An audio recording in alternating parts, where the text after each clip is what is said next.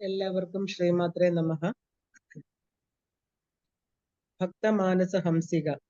ഈ ഒരു തലക്കെട്ടില് ദേവി പരാശക്തിയെ പറ്റിയുള്ള പല വിഷയങ്ങളാണ് നമ്മളിപ്പോ ചിന്തിച്ചുകൊണ്ടിരിക്കുന്നത്. അപ്പൊ ദേവിയെ കുറിച്ച് ചിന്തിക്കുന്നതും പറയുന്നതും എല്ലാം നല്ല വിഷയങ്ങൾ മാത്രമാണ്. ദേവിയെ സംബന്ധിച്ചത് മോശമായി എന്ന് പറയാൻ ഒന്നുമില്ല, അല്ലെ? എല്ലാം നല്ല വിഷയങ്ങളാണ്. അതുകൊണ്ടാണ് ഇതിനെ സത്സംഗം എന്ന് പറയുന്നത് തന്നെ. അപ്പൊ നമുക്ക് അറിയുന്ന വിഷയങ്ങള് ദേവി ഭക്തരുമായിട്ട് ചേർന്നിരുന്ന് അതിനെ പറയുമ്പോൾ അതിന്റെ ഫലം ഉയർന്നതായിരിക്കും. അപ്പൊ സത്സംഗങ്ങളെല്ലാം തന്നെ ശ്രേഷ്ഠമായിട്ട് നമ്മുടെ ആചാര്യന്മാര് കരുതുന്നുണ്ട്, അല്ലെ? ഇതുകൊണ്ടാണ് അങ്ങനെ അവര് കരുതാൻ കാരണം. അപ്പൊ അംബികയെ എങ്ങനെയൊക്കെ ആരാധിക്കണം, അമ്മയെ എങ്ങനെ സമീപിക്കണം എന്നുകൊണ്ട് എന്താണ് അമ്മ നമ്മളിൽ നിന്ന് ആഗ്രഹിക്കുന്നത്, അല്ലെ? എല്ലാം നമ്മള് പറ്റുന്ന പോലെ ഇപ്പൊ ഏകദേശം ചിന്തിച്ചു കഴിഞ്ഞു. അവസാന ഘട്ടങ്ങളിലേക്ക് നമ്മൾ വരികയാണ്. ഉപാസനയോ മന്ത്രമോ ദീക്ഷയോ ഇല്ലാത്തവരെ പോലും ദേവി ഉയർത്തി വരങ്ങൾ കൊടുത്ത് അനുഗ്രഹിച്ച് അവരെ ഏത് നിലയിൽ എത്തിക്കും എന്ന് പല ഉദാഹരണങ്ങളിലൂടെ നമ്മളിപ്പോ കണ്ടു കഴിഞ്ഞു. കാളമേഘം, കാളിദാസൻ, സുബ്രഹ്മണ്യ ഭാരതി ഇവരൊക്കെ തന്നെ ദേവിയുടെ ഉയർന്ന അനുഗ്രഹത്തിന് പാത്രീഭൂതരായവരാണെന്ന് നമ്മൾ കണ്ടു. കാളമേഘം എന്നുള്ള കവിയുടെ ജീവിതത്തിൽ സംഭവിച്ച ഒരു ചെറിയ കാര്യം കൂടെ നമ്മൾ അന്ന് വിട്ടുപോയി.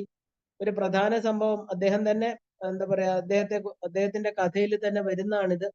കാളമേഘം, അതായത് മേഘം വർഷിക്കുന്ന പോലെ കവിതകളെ വർഷിക്കുന്നത് കൊണ്ടാണ് അദ്ദേഹത്തിന് കാളമേഘം എന്നറിയപ്പെട്ടത്, അല്ലെ? ഈ കാളമേഘം എന്ന കവി നാഗപട്ടണത്തിൽ പോകാൻ ഒരുങ്ങിയെന്നാണ്. അപ്പോ പണ്ട് കാലത്ത് ഇന്നത്തെ പോലെയുള്ള യാത്രാ സൗകര്യങ്ങളൊന്നും ഉണ്ടായിരുന്നില്ല. വിചാരിച്ച സമയത്ത് ഒരു സ്ഥലത്ത് നിന്ന് മറ്റൊരു സ്ഥലത്ത് എത്താൻ സാധിച്ചിരുന്നുമില്ല. നടന്നു പോകണം, ഇല്ലെങ്കിൽ കുതിരവണ്ടി പോകണം. ഇദ്ദേഹം ട്രിച്ചിയിൽ നിന്ന് നടന്ന് വളരെ ആയാസപ്പെട്ടാണ് നാഗപട്ടണത്തിൽ എത്തിച്ചേർന്നത്. അപ്പൊ ആ ക്ഷീണം കൊണ്ട് തന്നെ നാഗപട്ടണത്തിലേക്കുള്ള വഴിയൊക്കെ ഇദ്ദേഹം ശരിയായി മനസ്സിലായില്ല. കുറച്ച് കുട്ടികൾ വഴിയിൽ നിന്ന് കളിച്ചുകൊണ്ടിരിക്കുന്ന കണ്ടുകൊണ്ട് അവരോട് വഴി ചോദിക്കാമെന്ന് വിചാരിച്ച് അവരുടെ സമീപത്തെത്തി. അപ്പൊ വിശപ്പ് കൊണ്ട് ആദ്യം ഭക്ഷണം കിട്ടുന്ന സ്ഥലം ചോദിക്കാം എന്ന് വിചാരിച്ച് അവരോട് ചോദിച്ചു, ചോറ് എവിടെ വിൽക്കും എന്ന് ചോദിച്ചു. പണ്ട് ഹോട്ടലൊന്നും ഉണ്ടായിരുന്നില്ല. ഏത് ഹോട്ടലിൽ കയറണം എന്നൊന്നും നമ്മൾ ചോദിക്കാറില്ല. ചോറ് എവിടെ കിട്ടുമെന്നാണ് ചോദിച്ചത്. അപ്പൊ കുട്ടികളിൽ ഒരു കുട്ടി ഇദ്ദേഹത്തെ നോക്കി പറഞ്ഞു, ചോറ് തൊണ്ടയിൽ വിൽക്കും. വിൽക്കും എന്ന് പറഞ്ഞത് വിൽക്കും എന്നതിന് എന്താ പറയാ, ഇദ്ദേഹം ചോദിച്ചപ്പോ എവിടെ വിൽക്കും എന്ന് ചോദിച്ചാൽ വിൽക്കും എന്നായിപ്പോ. നമ്മൾ തൊണ്ടയിൽ വിൽക്കുക എന്ന് പറയില്ലേ, വെള്ളം കുടിക്കുക, നമ്മൾ എന്തെങ്കിലും ഇക്കിള് വരിക, അതിനെയാണ് അങ്ങനെ പറയുന്നത്. അപ്പൊ ഇദ്ദേഹം ക്ഷീണം കൊണ്ട് ചോദിച്ചപ്പോ അങ്ങനെ ആയിപ്പോയി. അപ്പോ വിൽക്കും എന്നായിപ്പോയത് ഉടനെ കുട്ടി എന്ത് ചെയ്തു? കുട്ടി അതിന് നല്ലപോലെ മറുപടി പറഞ്ഞു, തൊണ്ടയിൽ വിൽക്കും എന്നാണ് കുട്ടി മറുപടി പറഞ്ഞത്. അദ്ദേഹത്തിന് ദേഷ്യമൊന്നും വന്നില്ല. അപ്പൊ പറയണം, അമ്മ ഇവിടുത്തെ കുട്ടികൾ പോലും, നമ്മുടെ ഭാരതത്തിലെ കുട്ടികൾ പോലും, അല്ലയോ നീലദളായതാക്ഷി, അമ്മേ അനുഗ്രഹം കൊണ്ട് ഈ കുട്ടികൾ പോലും അത്ഭുതകരമായിട്ട് സംസാരിക്കുന്നല്ലോ എന്ന് അദ്ദേഹം ആത്മഗതമായിട്ട് പറഞ്ഞു എന്നാണ്. അപ്പൊ ദേവിയുടെ കരുണ ഉണ്ടെങ്കിൽ, ദേവി അമ്മയുടെ ആ ഒരു കാരുണ്യമാണ് ഈ കുട്ടികൾ പോലും ഇങ്ങനെ ചെറിയ പ്രായത്തിൽ തന്നെ അവർക്ക് തെറ്റുകൾ മനസ്സിലാക്കാനും അത് തിരുത്താനും. ഭാഷ എന്ന് പറഞ്ഞ അമ്മയാണ്, അല്ലേ? വാഗ്ദേവതയാണ്.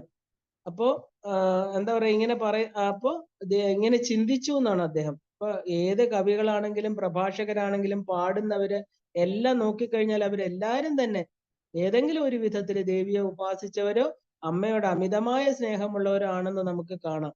കാരണം അവർക്ക് ദേവി അനുഗ്രഹം വാരി കോരി കൊടുത്തിട്ടുമുണ്ട്. ഓരോ സ്ഥലത്തിലും ദേവിയുടെ എന്താ പറയുക, തിരുനാമവുമായിട്ട് ബന്ധപ്പെട്ട പേരുകളാണ് ഭാരതത്തിൽ, അല്ലേ?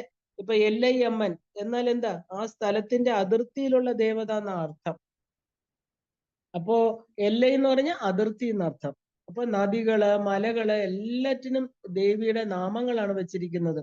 അപ്പൊ ശങ്കര ഭഗവത്പാദര് പാർവതി ദേവിയോട് പറയും, അമ്മ അവിടുന്ന് ജനിച്ചത് ഹിമവാന്റെ പുത്രിയായിട്ട്, തണുപ്പ് നിറഞ്ഞ ഹിമാലയത്തില്. വിവാഹശേഷം ചെന്ന് കയറിയ ഭർത്താവിന്റെ വീടോ അതും ഹിമാലയത്തിലെ കൈലാസം. അവിടെയും തണുപ്പാണ്. എന്നാൽ അച്ഛനും ഭർത്താവിനും അറിയാത്ത ഒരു കാര്യമുണ്ട്. തണുപ്പ് കാലത്ത് ചുരുങ്ങിപ്പോകും താമരപ്പൂക്കള്, അല്ലെ? താമരപ്പൂക്കള് നമുക്കറിയാം സൂര്യൻ വരുമ്പോ മാത്രമാണ് വിടരുന്നത്. എന്നാൽ വിടർന്ന താമര പോലെ ഈ അതിശൈത്യത്തിലും അവിടുന്ന് ഒളി പരത്തിയിരിക്കുന്നു. ദേവിയുടെ മുഖം മുതൽ പാദം വരെ താമരപ്പൂക്കൾ മാത്രമാണ്, അല്ലെ? മുഖാംബുജം, കരാംബുജം, പാദാംബുജം എന്നൊക്കെയാണ് ഋഷിമുനിമാര് അമ്മയുടെ പാദാതികേശ വർണ്ണനയിൽ പറയുന്നത്. അപ്പൊ താമരയിൽ അമർന്ന് തന്റെ മക്കൾക്ക് അനുഗ്രഹം കൊടുക്കുന്നവൾ ഏത് താമര? ഹൃദയ താമര. അപ്പൊ നമ്മൾ ഈ ഹൃദയ താമരയിൽ ഇരിക്കുന്ന ദേവിയെ കാണണമെങ്കിൽ എന്ത് വേണം? ജ്ഞാനസൂര്യൻ പ്രകാശിക്കണം നമ്മുടെ ഉള്ളിൽ, അല്ലെ? ആ ജ്ഞാനസൂര്യന്റെ പ്രകാശത്തില് നമുക്ക് ദേവിയെ കാണാൻ സാധിക്കും. ദേവിക്ക് ദുർഗ എന്നുള്ള ഒരു പേര് നമ്മൾ കണ്ടു, അല്ലെ? വളരെ വിശേഷപ്പെട്ട നാമാണ് ദുർഗ. ദുർഗമൻ എന്ന അസുരനെ വധിച്ചത് കൊണ്ടാണ് ആ കഥയും നമ്മൾ കേട്ടു. പക്ഷെ എല്ലാ രാക്ഷസന്മാരും അസുരന്മാരും തങ്ങളുടെ എല്ലാം ശക്തി ബലം ഉപയോഗിച്ച് തങ്ങൾ ആഗ്രഹിക്കുന്ന ഈശ്വരൻ, അതായത് വിഷ്ണു അല്ലെങ്കിൽ ബ്രഹ്മാവ് അല്ലെങ്കിൽ ശിവൻ, അതുവരെ അതികഠിനമായിട്ട് തപസ് ചെയ്യുന്നുണ്ട്. ബ്രഹ്മാവോ ശിവനോ ഒക്കെ വന്നിട്ട് വന്ന് ചോദിക്കുന്നത് കൊടുത്തിട്ട് അവര് പോകുന്നു. കാരണം തപസ് ചെയ്ത് പ്രത്യക്ഷമാക്കിയാൽ കൊടുത്തു തന്നെ തീരണം. വിളിച്ചവർക്ക് വന്നേ പറ്റൂ. അപ്പൊ പിന്നെ അവര് അഹങ്കാരികളായിട്ട് ചെയ്യാൻ പാടില്ലാത്തതെല്ലാം ചെയ്യുമ്പോൾ ഇവരെയൊക്കെ എന്താ പറയാ, ഈ പറഞ്ഞ ശരണാഗതി ചെയ്യുമ്പോൾ അവരെല്ലാം ആരുടെ അടുത്താ പോകുന്നത്? ഈ പരാശക്തിയായിരിക്കുന്ന അമ്മയുടെ അടുത്താ. അപ്പൊ പാടില്ലാത്തത് ചെയ്യുമ്പോൾ ദേവന്മാർ ഇവരെ തന്നെ ശരണാഗതി ചെയ്യുന്നു, അല്ലെ? ഇത് കാലങ്ങളായിട്ട് നടന്നു വരുന്ന കഥയാണ്. ഇതുപോലെ നമ്മൾ ദുർഗമൻ എന്ന് പറയുന്ന അസുരന്റെ കഥ നോക്കുകയാണെങ്കിൽ ദേവി എങ്ങനെയാ ശാകംഭരിയായിട്ട് വന്നത് അതും നമ്മൾ അറിയണം. വളരെ വിശേഷപ്പെട്ട ഒരു ഭാവമാണ്. ശാകംഭരി ദേവിയുടെ അഷ്ടകമുണ്ട്, ഭ്രമരാംബ അഷ്ടകമുണ്ട്. ദേവി പല പല വണ്ടായിട്ട് ശാകംഭരിയായിട്ട് സസ്യജാലങ്ങളായിട്ടൊക്കെ അമ്മ അവതരിച്ചിട്ടുണ്ട്. അത് ഈ ദുർഗമനുമായിട്ട് ചേർന്നിട്ടുള്ള ഒരു കഥയാണ്. ദുർഗമൻ എന്ന അസുരൻ അതികഠിനമായ തപസ് ചെയ്ത് ബ്രഹ്മാവിനെ പ്രത്യക്ഷപ്പെടുത്തിയെന്നും വളരെ വിചിത്രമായിരിക്കുന്ന ഒരു വരമാണ് ദുർഗമൻ ആവശ്യപ്പെട്ടത്. എന്താ? ബ്രഹ്മാവിന്റെ കരങ്ങളിൽ ഇരിക്കുന്ന 4 വേദങ്ങൾ തനിക്ക് വേണമെന്നാണ് ഇദ്ദേഹം ആവശ്യപ്പെട്ടത്. മാത്രമല്ല എല്ലായിടത്തും നടക്കുന്ന യാഗയജ്ഞാദികളുടെ ഫലം എല്ലാം ഇയാൾക്ക് വന്നു ചേരുകയും വേണം. അങ്ങനെ വളരെ വിചിത്രമായിട്ട് ആരും ചോദിക്കാതെ വളരെ ബുദ്ധിപൂർവ്വം ഒരു ആഗ്രഹമാണ് ബ്രഹ്മാവിനോട് ചോദിച്ചത്. ബ്രഹ്മാവിന് വേറെ വഴിയില്ല. വേദങ്ങൾ കൊടുക്കുക മാത്രമല്ല യജ്ഞബലത്തെ, ആ എല്ലാത്തിന്റെയും യജ്ഞബലവും കൂടെ ദുർഗമന് കൊടുത്തിട്ട് ബ്രഹ്മാവ് മറിഞ്ഞു. എന്തായി? ദുർഗമൻ അതിശക്തനായിട്ട് തീർന്നു, അല്ലെ? വേദങ്ങൾ കയ്യിൽ വന്നു. ആ ഒരു യജ്ഞഫലങ്ങളിലൂടെ ആർക്കും ജയിക്കാൻ സാധിക്കാത്ത ഒരു വലിയ ശക്തിയായിട്ട് തീർന്നു ദുർഗമൻ. അതാണ് ആർക്കും ദുർഗം എന്ന് പറഞ്ഞാൽ വളരെ ബുദ്ധിമുട്ടി ചെന്ന് എത്തേണ്ട സ്ഥലം. അങ്ങനെ 14 ലോകങ്ങളിലെ സമ്പത്ത് എല്ലാം നഷ്ടം വന്നു. വരൾച്ച, ദാരിദ്ര്യം തുടങ്ങി എല്ലാം വന്നു തുടങ്ങി. അപ്പൊ ഭക്ഷണത്തിന് പോലും വഴിയില്ലാതെ എല്ലാവരും അമ്മ അമ്മ എന്ന് വിളിച്ച് ജഗദമ്പിയെ പ്രാർത്ഥിക്കാൻ തുടങ്ങി.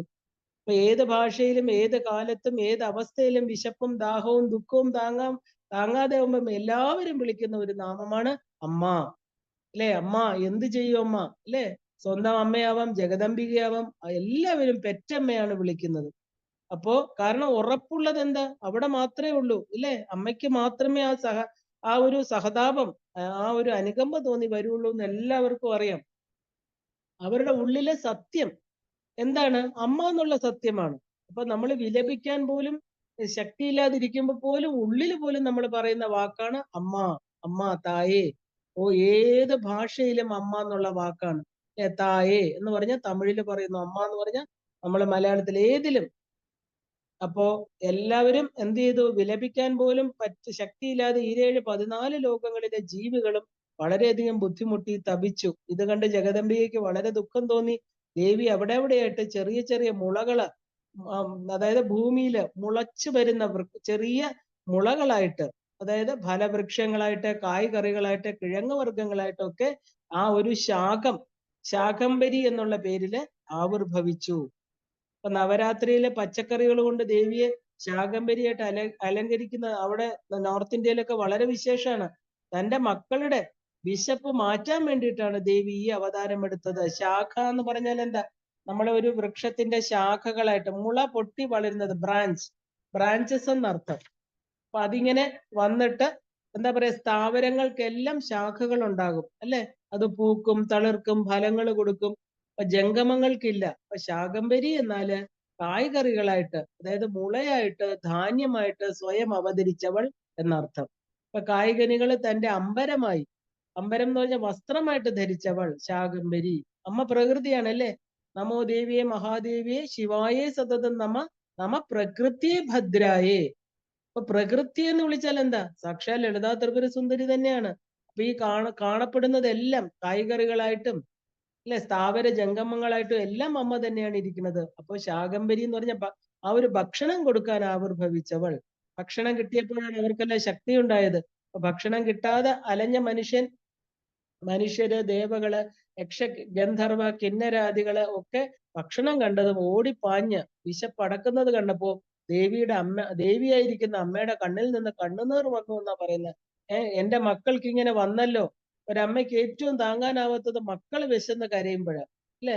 അപ്പൊ ആ ഒരു അമ്മയ്ക്ക് അത്രയും ദുഃഖം സാധാരണ ഒരു അമ്മയ്ക്ക് ഉണ്ടാവുകയാണെങ്കിൽ, ജഗദംബികയായിരിക്കുന്ന അമ്മ, ഇല്ലേ, അമ്മയ്ക്ക് എത്ര ദുഃഖം ഉണ്ടാവും. ആ ദുഃഖമാണ് ഭൂമിയില് നദികളായിട്ട് ഒഴുകിയതെന്ന് പുരാണം പറയുന്നു. അമ്മയുടെ കണ്ണുനീരാണ് അമ്മയ്ക്ക് അത്രയും. കാരണം ആ കണ്ണുനീര് ഒലിച്ച് ഭൂമിയെ ഫലഭൂയിഷ്ടമാക്കി അവിടെയുള്ള എല്ലാ ധാന്യങ്ങളും മുളച്ചു വരാനും എല്ലാ അനുഗ്രഹങ്ങളും ഭൂമിക്ക് കൊടുത്തു എന്നാണ്. അപ്പോ ഇതിനെല്ലാം കാരണമായിരുന്ന ദുർഗമനെ വധിക്കാനായിട്ട് വീരശക്തിയായിരിക്കുന്ന ദുർഗയായിട്ട് ദേവി മാറി. അപ്പൊ ദുർഗമനെ വധിച്ചു എന്ന് പുരാണം. ആ കഥ നമ്മൾ വിശദമായിട്ട് കണ്ടതാണ്. ദുർഗമനെ വധിച്ച് ദുർഗയായിട്ട് തീർന്നു. ഈ ദുർഗാദേവിയാണ് എല്ലാ ലോകങ്ങളിലും ഉള്ള തന്റെ മക്കളെ രക്ഷിച്ച് അവർക്ക് രക്ഷ കൊടുത്ത് പരിപാലിക്കുന്നത്. അപ്പൊ ഈ ദുർഗാ ഭഗവതിയുടെ ആരാധന വഴിപാടാണ് നമ്മൾ നവരാത്രി ദിവസങ്ങളിൽ, ഒക്ടോബർ മാസത്തിൽ നമ്മൾ ചെയ്യുന്ന നവരാത്രി 9 ദിവസം, അല്ലെ, 9 രാത്രികള്, വിജയത്തിന്റെ 9 രാത്രികൾ. യുദ്ധങ്ങളെല്ലാം നടന്നു 9ാമത്തെ ദിവസം കഴിഞ്ഞ് ആ അഷ്ടമി കഴിഞ്ഞ് വിജയദശമി, ആ ദശമി ദിവസം 10ാമത്തെ ദിവസം നമ്മളെല്ലാം വിജയശ്രീ ലാളിതരായിട്ട് 9 ശത്രുക്കളെ ഇല്ലാതാക്കിക്കൊണ്ട് തന്റെ 9 തലങ്ങളെ അതിക്രമിച്ചുകൊണ്ട് ദേവിയുടെ അനുഗ്രഹം, ദുർഗാ പരമേശ്വരിയുടെ അനുഗ്രഹമാണ് നമ്മൾ വാങ്ങിക്കുന്നത്. എന്താ ഈ മഹാസരസ്വതിയായിട്ട് വിജയദശമി ദിവസം നമ്മൾ അക്ഷരങ്ങൾ കുറിക്കുകയാണ്. അക്ഷരങ്ങളുടെ ലോകത്തേക്ക്, ക്ഷരമല്ലാത്തത് ഈ പ്രകൃതി എന്ന് പറയുന്നത് 51 അക്ഷരം, അല്ലെ? അതിന്റെ നാമരൂപങ്ങളാണ് ഈ കാണപ്പെടുന്നത് എല്ലാം തന്നെ. ഇപ്പൊ ശിവന്റെ ഉടുക്ക് വെച്ച് നോക്കുകയാണെങ്കിൽ 14 ശബ്ദങ്ങള്, നാദത്തിൽ നിന്നാണ് നമ്മുടെ ഈ അക്ഷരങ്ങളെല്ലാം പ്രപഞ്ചമായിട്ട് തീർന്നിരിക്കുന്നത്. അപ്പൊ ഒരു വർഷത്തില് ശരിക്കും 4 നവരാത്രികളുണ്ട്. ഇപ്പോ 2 എണ്ണമാണ് നമ്മൾ ആചരിക്കുന്നത്.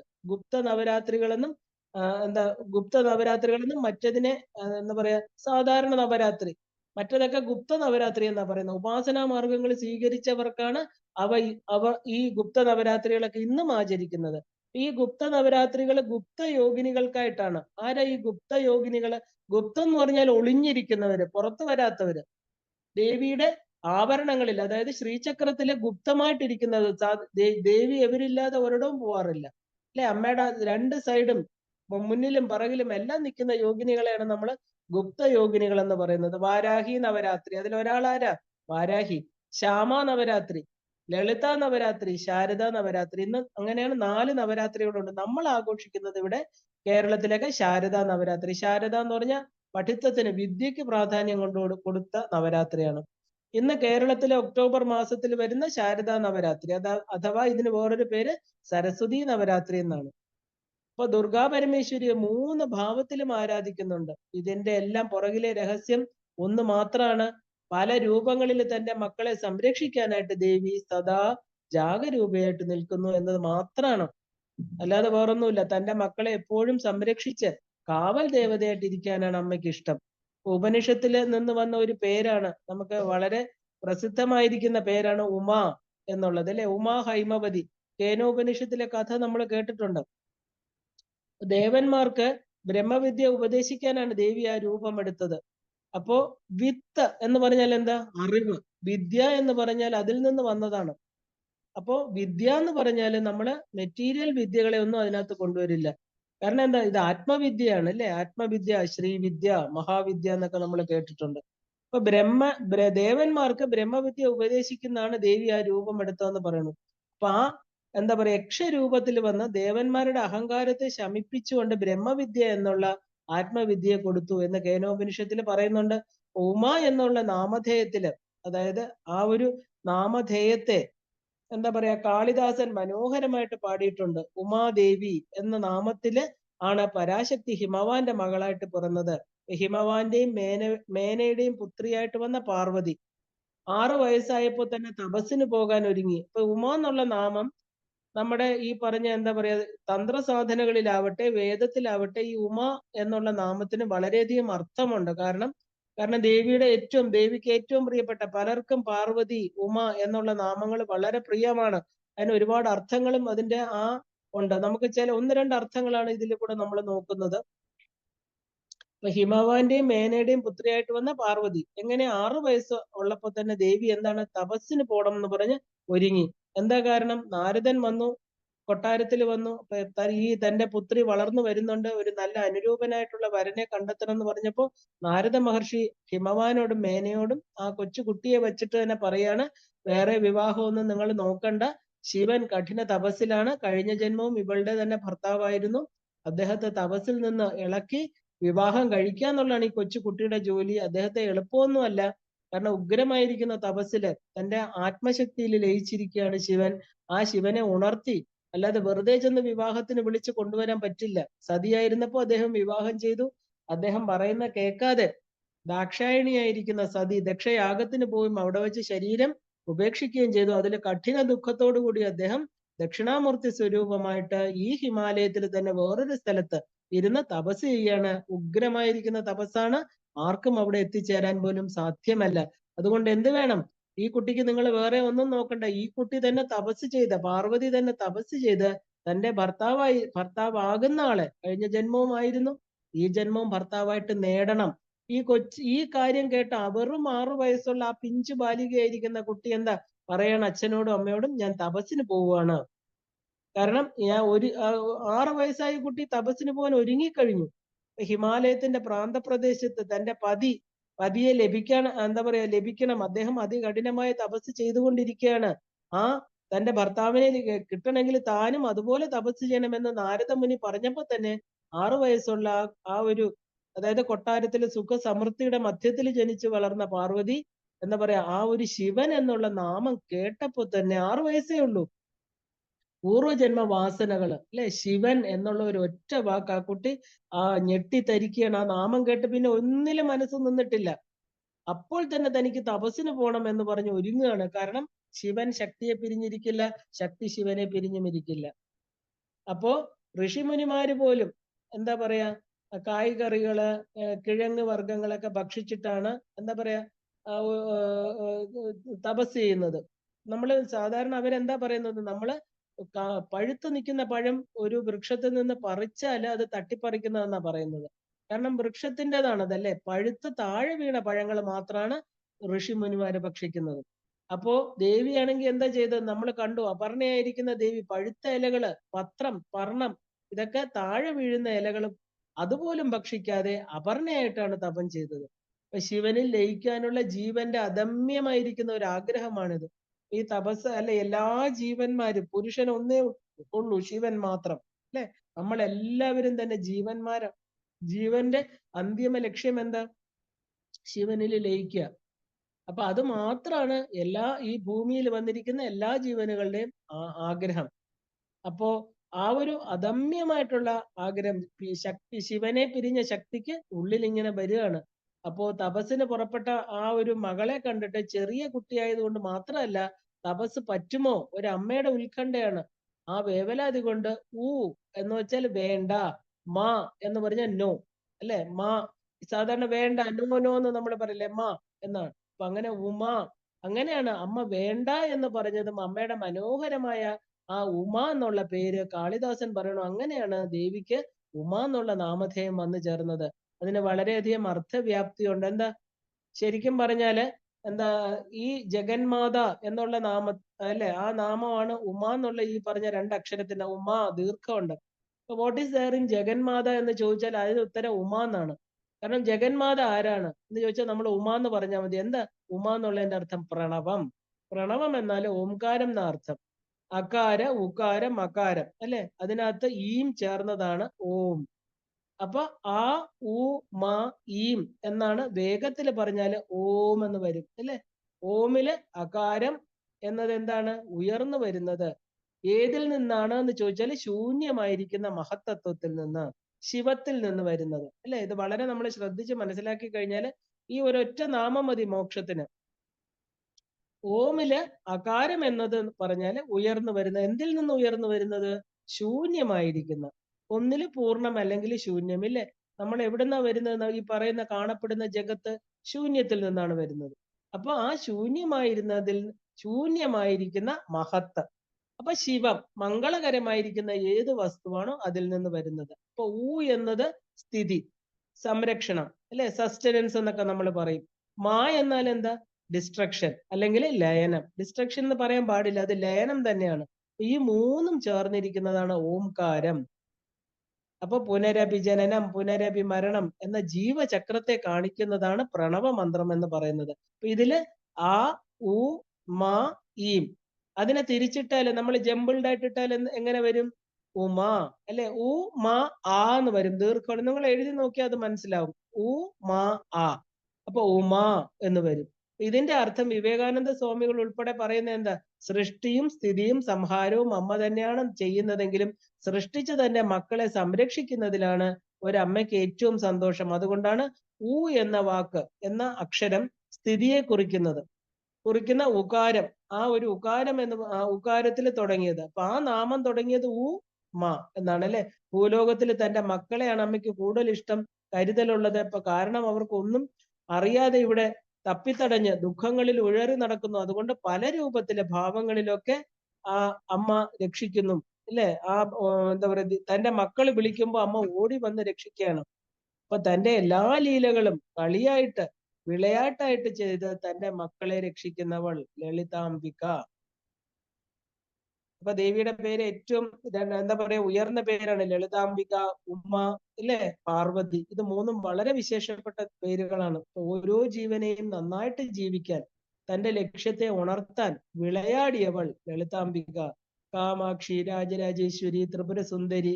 ഈ 4 പേരും ഒരുപോലെ ഇരിക്കും. കാരണം ഇത് 4 പേരും സെപ്പറേറ്റ് അല്ല. കാരണം സ്ഥൂലമായിട്ട് നോക്കുകയാണെങ്കിൽ ഒരേപോലെയാണ് ഈ 4 പേരും. ആരൊക്കെയാണ്? ലളിതാംബിക, കാമാക്ഷി, രാജരാജേശ്വരി, ത്രിപുര സുന്ദരി. അപ്പൊ മധുര മീനാക്ഷി, കാശി വിശാലാക്ഷി, ചില വ്യത്യാസങ്ങളൊക്കെ കാണാം നമുക്ക്. എന്നാൽ ഇപ്പൊ പറഞ്ഞ ഈ 4 പേരും, ഇപ്പൊ ലളിതാംബിക, കാമാക്ഷി, രാജരാജേശ്വരി, ത്രിപുര സുന്ദരി, ഇവരുടെ എല്ലാം ദേഹം എങ്ങനെയാണ്? ചുവപ്പ് നിറത്തിലാണ്. അപ്പൊ ധ്യാന ശ്ലോകം സിന്ദൂരാരുണ വിഗ്രഹം എന്ന് തുടങ്ങുന്നതാണ്. അപ്പൊ സിന്ദൂര ചുവപ്പ് നിറം. ഇതാണ് ഈ 4 പേരുടെയും ഒരു ദേവിയുടെ ഓരോ അവതാരത്തിനും ഓരോ ലക്ഷ്യമുണ്ടായിരുന്നു. മധുര മീനാക്ഷിയായിട്ട് എന്തിനാ വന്നത്? മലയധ്വജ പാണ്ഡ്യന്റെയും കാഞ്ചനമാലയുടെയും പുത്രിയായിട്ട് ആ ഒരു അഗ്നികുണ്ഡത്തിൽ നിന്ന് വന്ന ആ ഒരു തടാതക കണ്ട് രാജാവായിരിക്കുന്ന, അല്ലെ, പാണ്ഡ്യന് വളരെയധികം ദുഃഖം ഉണ്ടായി എന്നാണ്. കാരണം അത് നമ്മൾ ബാലയുമായിട്ട് ചേർത്താണ് ആ കഥ. വളരെ വിശദമായിട്ട് നമ്മൾ കണ്ടിട്ടുണ്ടെങ്കിലും ഇതിന്റെ കൂടെ ഒന്ന് ഓടിച്ച് പറഞ്ഞു പോവുകയാണ്. അപ്പൊ അഗ്നികുണ്ഡത്തിൽ നിന്ന് കുട്ടി, അല്ലെ? രണ്ടാമത് അച്ഛന് വിഷമം വരാൻ കാരണം എന്താ? 3 സ്ഥലങ്ങള് അശരീരി വന്നു, ആൺകുട്ടിയായിട്ട് വളർത്തുക, പിന്നെ വിവാഹത്തിന് സമയമാവും ആയിട്ട് വരനെ തിരഞ്ഞെടുക്കുന്ന സമയത്ത് 3-ാമത്തെ സ്ഥലം അപ്രത്യക്ഷപ്പെടും. ദേവി പണ്ട് ശിവന്റെ 3-ാം തൃക്കണിനെ കളിയാക്കി, അല്ലെ? ഭഗവാനെ വിരൂപാക്ഷൻ എന്ന് വിളിച്ചതിന്റെ ശിക്ഷയാണ് ദേവി ത്രിസ്തനിയായിട്ട് ജനിച്ചത്.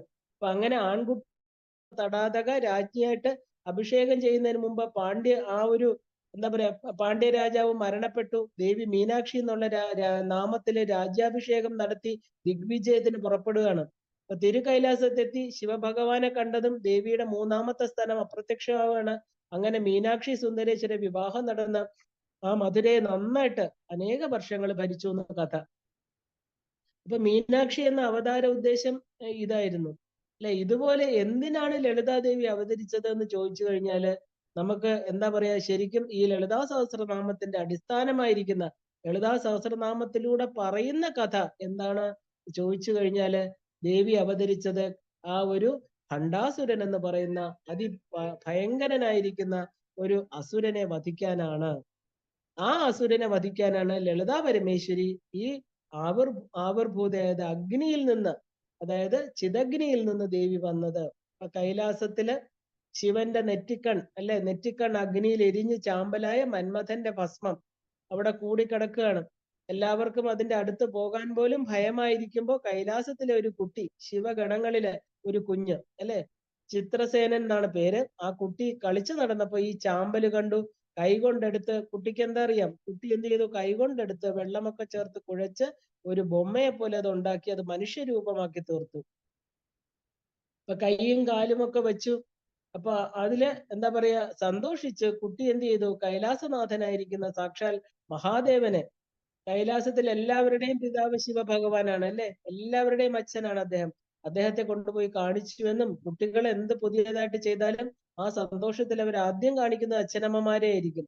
അതുപോലെ ഈ കുട്ടി കൊണ്ടുവന്ന ആ ബൊമ്മയെ ശിവഭഗവാൻ സന്തോഷത്തോടെ നോക്കി. കുട്ടിയെ അഭിനന്ദിച്ചു. ആ അഭിനന്ദിച്ചു കൊണ്ടുള്ള നോട്ടമായിരുന്നത്. എല്ലാവർക്കും ജീവദാതാവായിരിക്കുന്ന ശിവന്റെ നോട്ടത്തില് ബൊമ്മയ്ക്ക് ജീവൻ വെച്ചു. അവിടെ ഉണ്ടായിരുന്ന ശിവഗണങ്ങളെല്ലാം ശിവപുത്രനെ പോലെ ചാരത്തിൽ നിന്നും ഉണ്ടായ ഈ ബാലനെ നോക്കി ഭണ്ഡ ഭണ്ഡ, ഭേഷ് ഭേഷ് എന്നാണ്. ഇതിന് പല അർത്ഥങ്ങൾ പറയുന്നുണ്ട്. ബ്രഹ്മാവ് വേണ്ടായിരുന്നു എന്ന് പറഞ്ഞു എന്ന്. അത് ചില പുരാണങ്ങളിൽ ചില എന്താ പറയുക സന്ദർഭങ്ങൾ അനുസരിച്ചാണ്. ഇവിടെ എന്താ പറയണത്? വളരെ നന്നായിരിക്കുന്നു. ഭണ്ഡ് ഭണ്ഡ് എന്ന് പറഞ്ഞാൽ ഭേഷ് ഭേഷ് എന്ന അർത്ഥം. എല്ലാവരും അനുമോദിച്ചു എന്നാ പറയുന്നത്. ഇപ്പൊ കൈലാസത്തെ എല്ലാ ജീവനുകളുടെയും പിതൃസ്ഥാനം ആരാ? മഹേശ്വരനാണ് ഇല്ലേ? അപ്പൊ ഭണ്ഡനുമാരാ? അദ്ദേഹത്തിന്റെ പുത്രനാണ്. ഭണ്ഡൻ എന്ന പേര് വന്ന ബാലൻ ശിവലോകത്തെ കുട്ടിയായിട്ട് വളരുകയാണ്. അപ്പൊ ശിവനെ ആ ഒരു ശിവത്തെ എന്താ പറയാ ആ ഒരു ശിവനെ തന്നെ പൂജിച്ചുകൊണ്ട് സദാ ധ്യാനിച്ചുകൊണ്ട് തപസ് ചെയ്ത് ഈ കുട്ടി കഴിയുകയാണ് ആ കൈലാസത്ത്. അപ്പൊ തപസ്സിന് ശിവഭഗവാൻ എന്താ വരം കൊടുക്കുകയാണ്? 3 വരങ്ങളാണ് ചോദിച്ചത്. ഭഗവാൻ അത് കൊടുക്കുകയും ചെയ്തു. ഒന്നാമത്തെ വരം എന്താ? താൻ അതീവ ബലശാലിയാകണം. 2, തന്റെ കൂടെ എന്താ ആര് യുദ്ധം ചെയ്താലും അവരുടെ പകുതി ബലം പകുതിയായിട്ട് കുറഞ്ഞ് ബാക്കി ബലം എൻ്റെ വന്നു ചേരണം. അപ്പൊ ബാലിക്കുള്ളത് അങ്ങനെയാണ് അല്ലേ? ബാലി സുഗ്രീവന്മാരില് ബാലി എന്താ? എതിരെ വരുന്ന ആളിന്റെ പകുതി ബലം തനിക്ക് ലഭിക്കണം എന്നുള്ളായിരുന്നു അദ്ദേഹത്തിന്റെ നിർദ്ദേശം. രണ്ടാമത്, ഏത് ആയുധം കൊണ്ടും ഭണ്ഡന് മരണമുണ്ടാകാൻ പാടില്ല. മൂന്നാമത്തെ വരം എന്താ? 60,000 വർഷങ്ങൾ ഭരിക്കണം. ഇത് ശൂരപത്മന്റെ വരവായിട്ട് നോക്കുമ്പോൾ വളരെ കുറവാണ് 60,000 വർഷം. കാരണം ശൂരപത്മൻ ചോദിച്ചത് എന്താ? 10,008 അതായത് 108 യുഗങ്ങൾക്കും തനിക്ക് ആയുസ് വേണമെന്നാ പറഞ്ഞത്. 10,008 എന്ന് പറയുമ്പോൾ 108 യുഗങ്ങൾ എന്ന് പറയുമ്പോൾ എത്രയാ? നമുക്ക് കണക്ക് പോലും കൂട്ടാൻ പറ്റില്ല. ഒരു യുഗം ഇത്ര ചതുർയുഗം അല്ലേ എന്ന് അദ്ദേഹം ചോദിച്ചത് ഇത്രയും യുഗങ്ങളാണ്. അതിൻ്റെ കൂടെ നോക്കുമ്പോൾ 60,000 വർഷം എന്ന് പറയുന്ന വലിയ കൂടുതലല്ല. രാവണന്റെ ആയുസ് എന്താ? 3 കോടി ആണ്ടുകളായിരുന്നു. ഇതൊക്കെ എങ്ങനെയാണ് നമുക്ക് ഇവര് ജീവിച്ചിരിക്കുന്നതെന്ന് വെച്ചാൽ അന്ന് കാലത്തിന്റെ ഗണന അല്ലെ, ഈ സമയത്തിന്റെ വേഗത. ഇപ്പൊ നമ്മൾ പറയാറില്ലേ ലൈറ്റ് ട്രാവൽ ചെയ്യുന്ന അത്രയും വേഗത്തിലായിരുന്നു. ഓരോ യുഗങ്ങളിലും സമയത്തിന് വ്യത്യാസമുണ്ട്. നമ്മളിത് കേട്ടിട്ട് നമ്മളുമായിട്ട് കമ്പയർ ചെയ്യണ്ട. കലിയുഗത്തിൽ ഇന്ന് ഭൂമി കറങ്ങുന്നതിന്റെ ആ ഒരു എല്ലാം ഇപ്പൊ എന്താ എല്ലാ സമയങ്ങളും നമ്മളിപ്പോ ഒരു മാസം 2 അമാവാസിയൊക്കെ വരുന്നുണ്ട്. അമാവാസിക്കൊക്കെ ദിവസത്തിന് മണിക്കൂറുകൾക്കൊക്കെ വ്യത്യാസം വരുന്നുണ്ട്. കാലം മുമ്പോട്ട് പോകുന്തോറും അത് കുറച്ചുകൂടെയൊക്കെ ഈ പറഞ്ഞ പോലെ എക്സ്റ്റെൻഡ് ചെയ്യും, ചിലത് കുറയും. നമുക്കത് അറിയില്ല എങ്ങനെയാണെന്ന്. രാവണന്റെ ആയുസ് എന്ന് പറയുന്നത് 3 കോടി ആണ്ടുകൾ. അപ്പൊ അതിന്റെ കൂടെ നോക്കുമ്പോൾ 60,000. ഏതിന്റെ കൂടെ നോക്കിയാലും ശൂരപത്മനെയും രാവണനെയും കമ്പയർ ചെയ്യുമ്പോൾ ഭണ്ഡൻ ചോദിച്ചത് കുറവാണ് അല്ലെ, 60,000. അപ്പോ ആ വരം കൊടുത്ത് ശിവപെരുമാൾ പോയി അല്ലെ. ചോദിച്ചത് എല്ലാരും ഇവര് കൊടുക്കും പോവും. പിന്നെ എന്താ? ഒന്നും അവർക്ക് ബാധ്യതയല്ല. പിന്നുള്ള കാര്യങ്ങളൊക്കെ ആരാ ചെയ്യേണ്ടത്? സാക്ഷാൽ അമ്മ തന്നെ വന്ന് ചെയ്യണം. തനിക്ക് വരം ലഭിച്ചു എന്ന് തിരിച്ചറിഞ്ഞതും അഹങ്കാരം വന്നു അല്ലെ. ഞാൻ എന്ന അഹം അല്ലെ. ഫിസിക്കൽ മൈറ്റ് വിൽ എന്താ പറയാ കോസ് ആരഗൻസ് എന്നാണ്. ഫിസിക്കൽ മൈറ്റ് ശക്തി വരുമ്പോ എല്ലാം എനിക്ക് കീഴടക്കാൻ പറ്റും, എനിക്കിതാ ശരീരത്തിന് ബലമുണ്ട് എന്ന് പറയാറുണ്ട്. ഇപ്പൊ മെന്റൽ മൈറ്റ് അളവില്ല. കാരണം മെന്റൽ മൈറ്റിൽ എന്താ? അത് ഒരിക്കലും വരില്ല. കാരണം എന്നാൽ സ്ഥൂല ശക്തികളിൽ അറിയാത്ത ഒരു അഹങ്കാരം വന്നു ചേരും. പക്ഷെ സൂക്ഷ്മമായിട്ട് നമ്മുടെ ഉള്ളിൽ വരുന്ന ആ ഒരു ശക്തി എന്താ? ഈശ്വരന്റെ ശക്തിയാണ്. മനസ്സിന് ബലം കൊടുക്കാൻ ഒരു ശക്തിക്കേ സാധിക്കുള്ളൂ, നിരന്തരമായിരിക്കുന്ന ഈശ്വര ധ്യാനത്തിന്. അതേസമയം ഫിസിക്കൽ മൈറ്റ് എന്ന് പറഞ്ഞാൽ എന്താ? നമുക്ക് വരങ്ങൾ നേടാം ഇല്ലെ, ചെറുപ്പമായിരിക്കാം. ശരീരത്തിന് ബലമുള്ളപ്പോ എല്ലാവരും അതില് അഹങ്കരിക്കും. അപ്പൊ ഭണ്ഡനും ഇത് സംഭവിച്ചു എന്നാ പറയണത്. 14 ലോകങ്ങളെയും കീഴ്മേൽ മറിച്ചുകൊണ്ട് പഴയ രീതിയിൽ നിന്ന് വിഭിന്നമായിട്ട് ഒരു നൂതനമായിട്ടുള്ള ഒരു രീതിയിലാണ് ഭണ്ഡൻ യുദ്ധം ചെയ്തത്. ഇദ്ദേഹം ഒരു പ്രാണശക്തിയായിട്ട്, അതായത് കാറ്റുമാതിരി എല്ലാ ദേവകളുടെയും ഉള്ളിൽ പ്രവേശിച്ച് എല്ലാ ജീവശക്തിയെ വലിച്ചെടുക്കും. കാരണം കേറുന്നത് കാണാൻ പറ്റില്ല. ഒരു കാറ്റ് പോലെ ഉള്ളിൽ കയറും അല്ലെ. അവര് ജീവശവങ്ങളെ പോലെ ആയി തീരും. ആരുടെയൊക്കെ ഉള്ളിൽ പ്രവേശിക്കുന്നോ അവരെല്ലാം ശവങ്ങളെ പോലെ, അതായത് ഒരു പ്രവർത്തനവും ചെയ്യാൻ പറ്റാതെ തളർന്നു പോകും. അപ്പൊ ദേവന്മാര്, മനുഷ്യര് എല്ലാവരും എന്തായിട്ട് തീർന്നു? ഒരു ജീവശവങ്ങളായിട്ട് തീരുകയാണ്. അങ്ങനെ ഭണ്ഡൻ എല്ലാ ലോകങ്ങളെയും ജയിച്ച് തന്റെ ഗുരുവായിരിക്കുന്ന ശുക്രാചാര്യരുടെ മുന്നിൽ വന്നു. അദ്ദേഹത്തിന് വലിയ സന്തോഷമായി. അസുരകുലത്തെ വളർത്താനായിട്ട് കഴിവുള്ള ബലശാലിയായി ഒരു അസുരനെ ലഭിച്ചതിൽ അദ്ദേഹം വളരെയധികം സന്തോഷിച്ചു. എന്താണ് വേണ്ടത് എന്ന് ആരാഞ്ഞു. അപ്പൊ ഭണ്ഡന് എന്താ പറയാ, അമരാവതി, അളകാപുരി ഒക്കെ വളരെ മോശ സ്ഥലം. കാരണം ഇവരെല്ലാം ഓടിച്ചു വിട്ടു അല്ലെ. ഇന്ദ്രനെ അവിടുന്ന് വിട്ടു. ഓരോ സ്ഥലത്തിരുന്നവരെല്ലാം പോയി. ഇപ്പൊ ഇതെല്ലാം അദ്ദേഹത്തിന്റെ സ്വന്തമാണ്. അമരാവതി ഉണ്ട്, അളകാപുരി ഉണ്ട്. ഇപ്പൊ ഭണ്ഡനെ സംബന്ധിച്ച് അതൊക്കെ വളരെ മോശം അല്ലെ. കാരണം എനിക്ക് യുണീക്കായിട്ട് ആരും നിർമ്മിക്കാത്ത ഒരു നഗരം വേണമെന്നാണ് ആവശ്യപ്പെട്ടത്. ഇപ്പൊ ശുക്രാചാര്യരുടെ മേൽനോട്ടത്തില് ഭൂമിയുടെ അടിയിൽ നിന്ന് മുകളിൽ വരെയുള്ള പണ്ട് അസുരന്മാര് പണിതതിനേക്കാളും അതിശ്രേഷ്ഠമായിരിക്കുന്ന ഒരു നഗരം ഉണ്ടാക്കി അതിന് എന്ത് പേരിട്ടു? ശോണിതപുരം എന്ന് നാമകരണം ചെയ്തു. അപ്പൊ തങ്കമായിട്ട് ജ്വലിക്കുന്ന, ശോണം എന്ന് പറഞ്ഞാൽ സ്വർണം അല്ലെ, ആ ഒരു നഗരം. ശോണിതം എന്ന് പറഞ്ഞാൽ രക്തം എന്നർത്ഥമുണ്ട്. ശരീരത്തിൽ ശോണിതപുരം പറയുകയാണെങ്കിൽ രക്തം കൊണ്ടുണ്ടാക്കിയ ഒരു പുരം. നമ്മുടെ എല്ലാം ശരീരം തന്നെയാണത് അല്ലെ. അല്ലാതെ ബാഹ്യമായിട്ട് ശോണം എന്ന് പറയുകയാണെങ്കിൽ അതിന് നമുക്ക് തങ്കം എന്നർത്ഥം എടുക്കാം. അപ്പൊ ഈ നഗരത്തിന്റെ നടുക്ക് ഒരു പട്ടണം ഉണ്ടാക്കി. കാരണം ഭണ്ടന് വേണ്ടിയിട്ട് ആ നഗര മധ്യത്തില്, തലസ്ഥാനം എന്നൊക്കെ പറയുന്ന പോലെ. അപ്പൊ ആ നഗരത്തിന്റെ നടുക്കുള്ള ഒരു പട്ടണത്തിന്റെ പേരാണ് ശൂന്യകം. ഭണ്ടന്റെ കൊട്ടാരം ഇരിക്കുന്ന സ്ഥലത്തിന്റെ പേരാണ് എന്താ, ശൂന്യകം. നമ്മുടെ ഉള്ളിൽ എന്താ, എല്ലാവരുടെയും ഈ ശൂണിതപുരമാകുന്ന ശരീരത്തിന്റെ നടുക്ക് ദഹരാകാശം എന്ന് പറഞ്ഞൊരു ഗുഹയുണ്ട് അല്ലെ. ഒരു ശൂന്യകം നമ്മുടെ എല്ലാ ഉള്ളിലുണ്ട്. എപ്പോഴാണോ ഭണ്ടൻ താമസിക്കുമ്പോൾ അത് ശൂന്യകമായിട്ട് തീരണു, ദേവിയെ വെക്കുമ്പോൾ അത് മണിദ്വീപമായിട്ട് തീരണു. ഇത്രയേ ഉള്ളൂ വ്യത്യാസം. അപ്പൊ ഇദ്ദേഹത്തിന്റെ നഗരത്തിന്റെ പേര് ശൂന്യകം എന്നായിരുന്നു. അപ്പൊ ഭണ്ടന്റെ കൊട്ടാരം എന്താ പറയാ, രണ്ട് തോളിൽ നിന്ന് തന്റെ രണ്ട് ബ്രദേഴ്സ് അല്ല, രണ്ട് സഹോദരന്മാരെ, വിഷങ്കനും വിശുക്രനും എന്നു പേരുള്ള രണ്ട് സഹോദരങ്ങളെ ഉണ്ടാക്കി. തന്റെ ദിവ്യശക്തി കൊണ്ട് ഒരു സഹോദരിയെ ഉണ്ടാക്കി, ധൂമിനി എന്നാണ് പേര്. ആ വലിയ വലിയ കൊട്ടാരങ്ങൾ നിർമ്മിച്ച് വിഷങ്കനെയും വിശുക്രനെയും എല്ലാവരെയും രാജാവായിട്ട് വാഴിച്ച് വിവാഹമൊക്കെ കഴിച്ച് താമസിക്കുകയാണ് ഭണ്ടൻ. അങ്ങനെ ഒരു വലിയ സാമ്രാജ്യം തന്നെ ഉടലെടുത്തു. ഭണ്ടനും 4 അസുര പെൺകുട്ടികളെ വിവാഹം ചെയ്തു. സമ്മോഹിനി, വിചിത്രാംഗി, സുന്ദരി, കുമുദിനി. ഇതാണ് ഭണ്ടന്റെ 4 ഭാര്യമാര്. ഇതിനെല്ലാം വേറെ അർത്ഥമുണ്ട്, നമുക്കിപ്പോ അതൊന്നും നോക്കണ്ട. 4 പേരെയാണ് വിവാഹം ചെയ്ത്. ഇവരാണ് 4 ഭാര്യമാര്. അപ്പൊ ശുക്രാചാര്യര് ഗുരുവാക്കി വെച്ച് ഭരണം നടത്തി വരികയാണ് അദ്ദേഹം. അപ്പൊ ഈ വേദശക്തിയെ എല്ലാം തന്നെ ആ ഒരു ഹോമിച്ചു. മനുഷ്യന്മാരുടെയും ദേവന്മാരുടെയും ശക്തി എല്ലാം ഇല്ലാതായിട്ട് തീർന്നു. എല്ലാം നാശത്തിന്റെ വക്കിലെത്തി.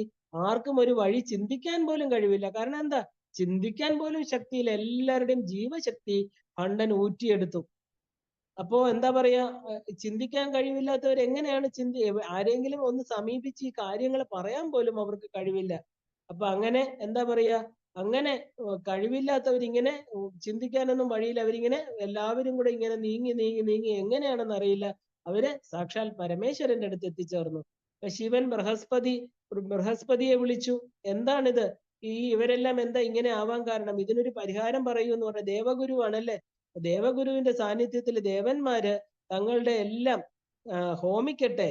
ഒരു വലിയ യാഗത്തിൽ നിന്ന് സാക്ഷാൽ പരാശക്തി ഉയർന്നു വരട്ടെ, എന്നാലേ ദേവിക്കല്ലാതെ ഇതിനൊരു പരിഹാരം ചെയ്യാൻ പറ്റില്ല എന്ന് മഹാദേവൻ പറയുകയാണ്. ദേവി അല്ലാതെ വേറെ ആർക്കും ഭണ്ടനെ ഇല്ലാതാക്കാൻ സാധ്യമല്ല എന്ന് പറയണു. അങ്ങനെ ദേവേന്ദ്രൻ അതിന് വിപുലമായിരിക്കുന്ന ഒരു യാഗത്തിന് എന്താ പറയാ ഒരുക്കുകൂട്ടി. അപ്പൊ തങ്ങൾക്കുള്ളതെല്ലാം ഹോമിച്ചിട്ട് ദേവി വന്നില്ല. ശരീരങ്ങൾ ഹോമിച്ചു, വന്നില്ല. തങ്ങളുടെ എന്താ പറയാ ഏറ്റവും ഹോമിക്കാൻ ബുദ്ധിമുട്ടുള്ളത്, അവസാനത്തെ നിമിഷം മരണം വന്ന് എത്തുന്നവരെ നമ്മൾ ഹോമിക്കാത്ത ഒരു കാര്യമുണ്ട്. എന്താ, അഹങ്കാരം അല്ലെ, ആണവം. അപ്പൊ ദുർഗമനെ ദുർഗുണങ്ങളെല്ലാം നമുക്ക് ദുർഗമന്റെ കാര്യത്തിൽ നമുക്കറിയാലോ, അവസാനം വരെ പിടിച്ചു നിൽക്കുകയാണ് അവരെല്ലാം. അതുപോലെ ഇദ്ദേഹം എന്ത് ചെയ്തു, ഈ പറയുന്ന ദേവന്മാര് തന്റെ ആണവമലം എന്ന് പറയുന്നത് ഹോമിക്കാൻ തയ്യാറായില്ല. ആദ്യം അവര് ദുർഗുണങ്ങളെ ഹോമിച്ചു അല്ലെ. എന്നിട്ടും അവർക്ക് ആണവമലം എന്ന് പറയുന്ന ആ അഹം എന്ന് പറയുന്ന ഞാൻ എന്ന് പറയുന്ന ബോധത്തെ അവർ ഹോമിക്കാതിരിക്കുന്നിടത്തോളം കാലം പരാശക്തി വരില്ല. ഭഗവാന്റെ മഹാദേവന്റെ വാക്ക്, അദ്ദേഹമാണ് യജ്ഞാചാര്യൻ. അദ്ദേഹം പറഞ്ഞു, ഇല്ല, നിങ്ങൾ ഇതും കൂടെ ഹോമിക്കണം. അപ്പൊ പിന്നെ ഞങ്ങൾ ഉണ്ടാകുമോ എന്നാണ് ചോദിച്ചത്. നിങ്ങളില്ലെങ്കിൽ എന്താ, നിങ്ങളുടെ എല്ലാം ഉള്ളിലിരിക്കുന്ന അമ്മയാണെന്നുള്ള സത്യത്തെ നിങ്ങൾക്ക് തിരിച്ചറിയുമ്പോൾ മാത്രമാണ് നിങ്ങളെന്ന് പറഞ്ഞൊരു വ്യക്തി, ഒരു ഇൻഡിവിജ്വൽ ഐഡന്റിറ്റി ഇല്ലാന്ന് നിങ്ങൾക്ക് മനസ്സിലാവും. അപ്പോഴവരെന്ത് ചെയ്തു, അവരുടെ ആണവമലത്തെ കൂടെ ഹോമിച്ചു. വളരെ മനോഹരമായിരിക്കുന്ന ആ ഒരു എന്താ പറയാ തങ്ക താമ്പാളത്തിലെ ശ്രീചക്ര ആരൂഢയായിട്ട് സാക്ഷാൽ പരാശക്തി അല്ലെ, രാജരാജേശ്വരി ലളിതാംബിക ഉയർന്നു വരികയാണ്. ഒരു തങ്ക താമ്പാളത്തിലെ 16 വയസ്സുള്ള അതീവ സുന്ദരിയായിരിക്കുന്ന പരാശക്തി ഉയർന്നു വന്നു. ചിദഗ്നികുണ്ഡ സംഭൂത ദേവകാര്യ സമുദ്യത. അപ്പൊ അമ്മയെ നമ്മൾ ഇങ്ങനെ കാണണം. നമ്മളെല്ലാം നമ്മുടെ ആണവമലം, മായികമലം, കാർമികമലം അല്ലെ, മലത്രയങ്ങൾ മാത്രമല്ല, നമ്മുടെ ദുർഗുണങ്ങള്, നമ്മുടെ ഈ ഷടാധാരങ്ങളിൽ പറ്റിപ്പിടിച്ചിരിക്കുന്ന അഴുക്കുകൾ എല്ലാം എന്ത് ചെയ്യണം, നമ്മുടെ ചിത്താകുന്ന അഗ്നികുണ്ഡത്തിൽ ജ്ഞാനാഗ്നിയിൽ ഹോമിക്കുമ്പോൾ അവിടെ സ്വർണമയമായിരിക്കുന്ന ഒരു തട്ട്, അതിനെയാണ് നമ്മൾ എന്താ പറയാ എന്താ പറയാ, നമ്മളിപ്പോ ശൂന്യകം എന്ന് പറയുന്ന നഗരത്തിലെ ശോണിതപുരം അല്ലെ, ശോണം എന്ന് പറഞ്ഞാൽ സ്വർണം. സ്വർണം പോലെ മിനുങ്ങുന്ന ഒരു തട്ടില്, സ്വർണ്ണ താമ്പാളത്തിൽ അമ്മ ഉറപ്പായിട്ടും വരും. എങ്ങനെയാ അമ്മ വന്നത്? 16 വയസ്സുള്ള ഒരു കുട്ടിയായിട്ട്, സുന്ദരിയായിരിക്കുന്ന, അതീവ സുന്ദരിയായിരിക്കുന്ന പരാശക്തി വന്നു എന്നാണ്. അപ്പൊ ദേവി ഇറങ്ങി ചുറ്റുപാടും ഒന്ന് നോക്കി. എന്തിനാണ് തന്നെ വിളിച്ചു വരുത്തിയിരിക്കുന്നത്?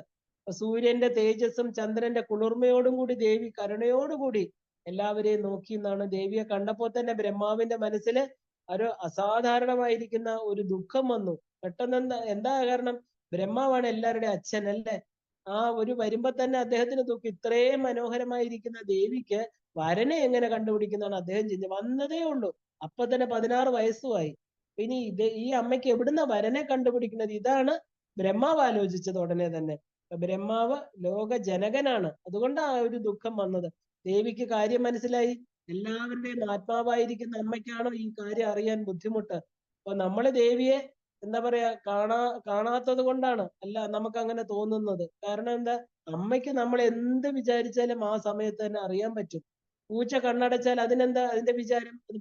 ലോകം അസ്തമിച്ചു എന്നാണ് അല്ലെ. എന്നൊരു ചൊല്ലുണ്ട്. നമ്മള് പൂച്ച കണ്ണടച്ച് പാല് കുടിക്കണം. 4 ചുറ്റും ആളുകൾ നിന്നാലും പൂച്ചയുടെ വിചാരം എന്താ?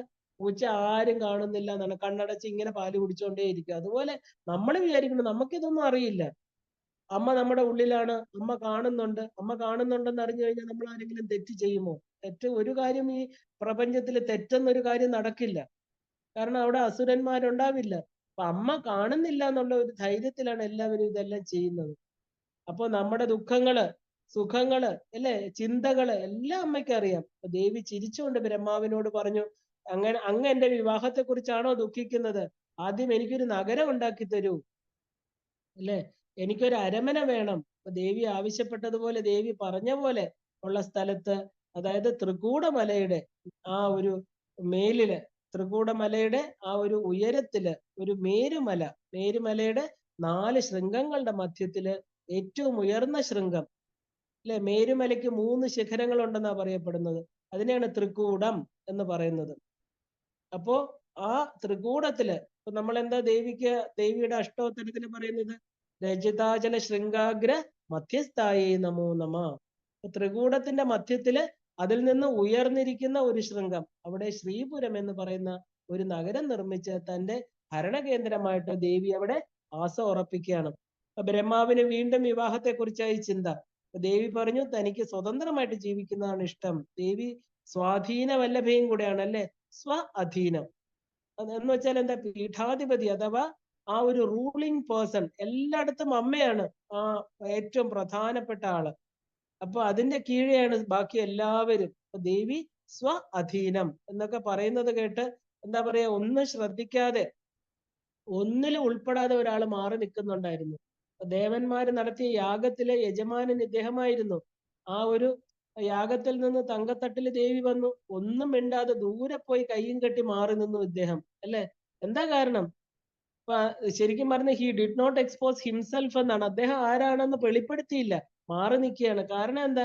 യജമാനൻ എന്ന് പറഞ്ഞാൽ എന്താ? ദേവിയുടെ സ്വാതന്ത്ര്യത്തിന് ഭംഗം വരും ഇല്ലേ. ദേവി എന്താ പറഞ്ഞത്? ഞാൻ സ്വതന്ത്രയാണ് അല്ലെ, ഞാൻ ആരുടെയും കീഴിൽ ഇരിക്കില്ല. അപ്പൊ ഇദ്ദേഹം ഉടനെ മാറി നിന്നു. കാരണം യജമാനനായിട്ടിരുന്ന ആളിന്റെ കീഴിലല്ലേ. യജമാനൻ ഇരുന്നിട്ടാണല്ലോ അമ്മ അതിൽ നിന്ന് പൊങ്ങി വന്നത്. അപ്പൊ അതൊന്നും ഇനി ദേവിക്ക് തോന്നണ്ടെന്ന് പറഞ്ഞിട്ട് അദ്ദേഹം മാറി നിൽക്കുകയാണ്. സ്വാതന്ത്ര്യത്തിന് ഭംഗം വരുത്തേണ്ട എല്ലാ തന്ത്രങ്ങളും ശിവൻ ദേവിക്ക് കൊടുക്കുന്നത് സ്വതന്ത്ര തന്ത്രങ്ങളാണ്. അപ്പൊ 64 തന്ത്രങ്ങളാണ് കൊടുത്തത്. അത് കഴിഞ്ഞിട്ട് സ്വതന്ത്രമായിരിക്കുന്ന ശ്രീവിദ്യ തന്ത്രത്തെ കൊടുത്തിട്ടാണ് ദേവിയെ സന്തോഷിപ്പിച്ചത് സാക്ഷാൽ മഹാദേവൻ. അപ്പൊ ഒന്നും അറിയാത്ത പോലെ ഭഗവാൻ മാറി നിന്നു. അപ്പൊ ദേവി സ്വയം തന്നെ തന്റെ വരനെ കണ്ടുപിടിച്ചു. എന്ത് ചെയ്തു?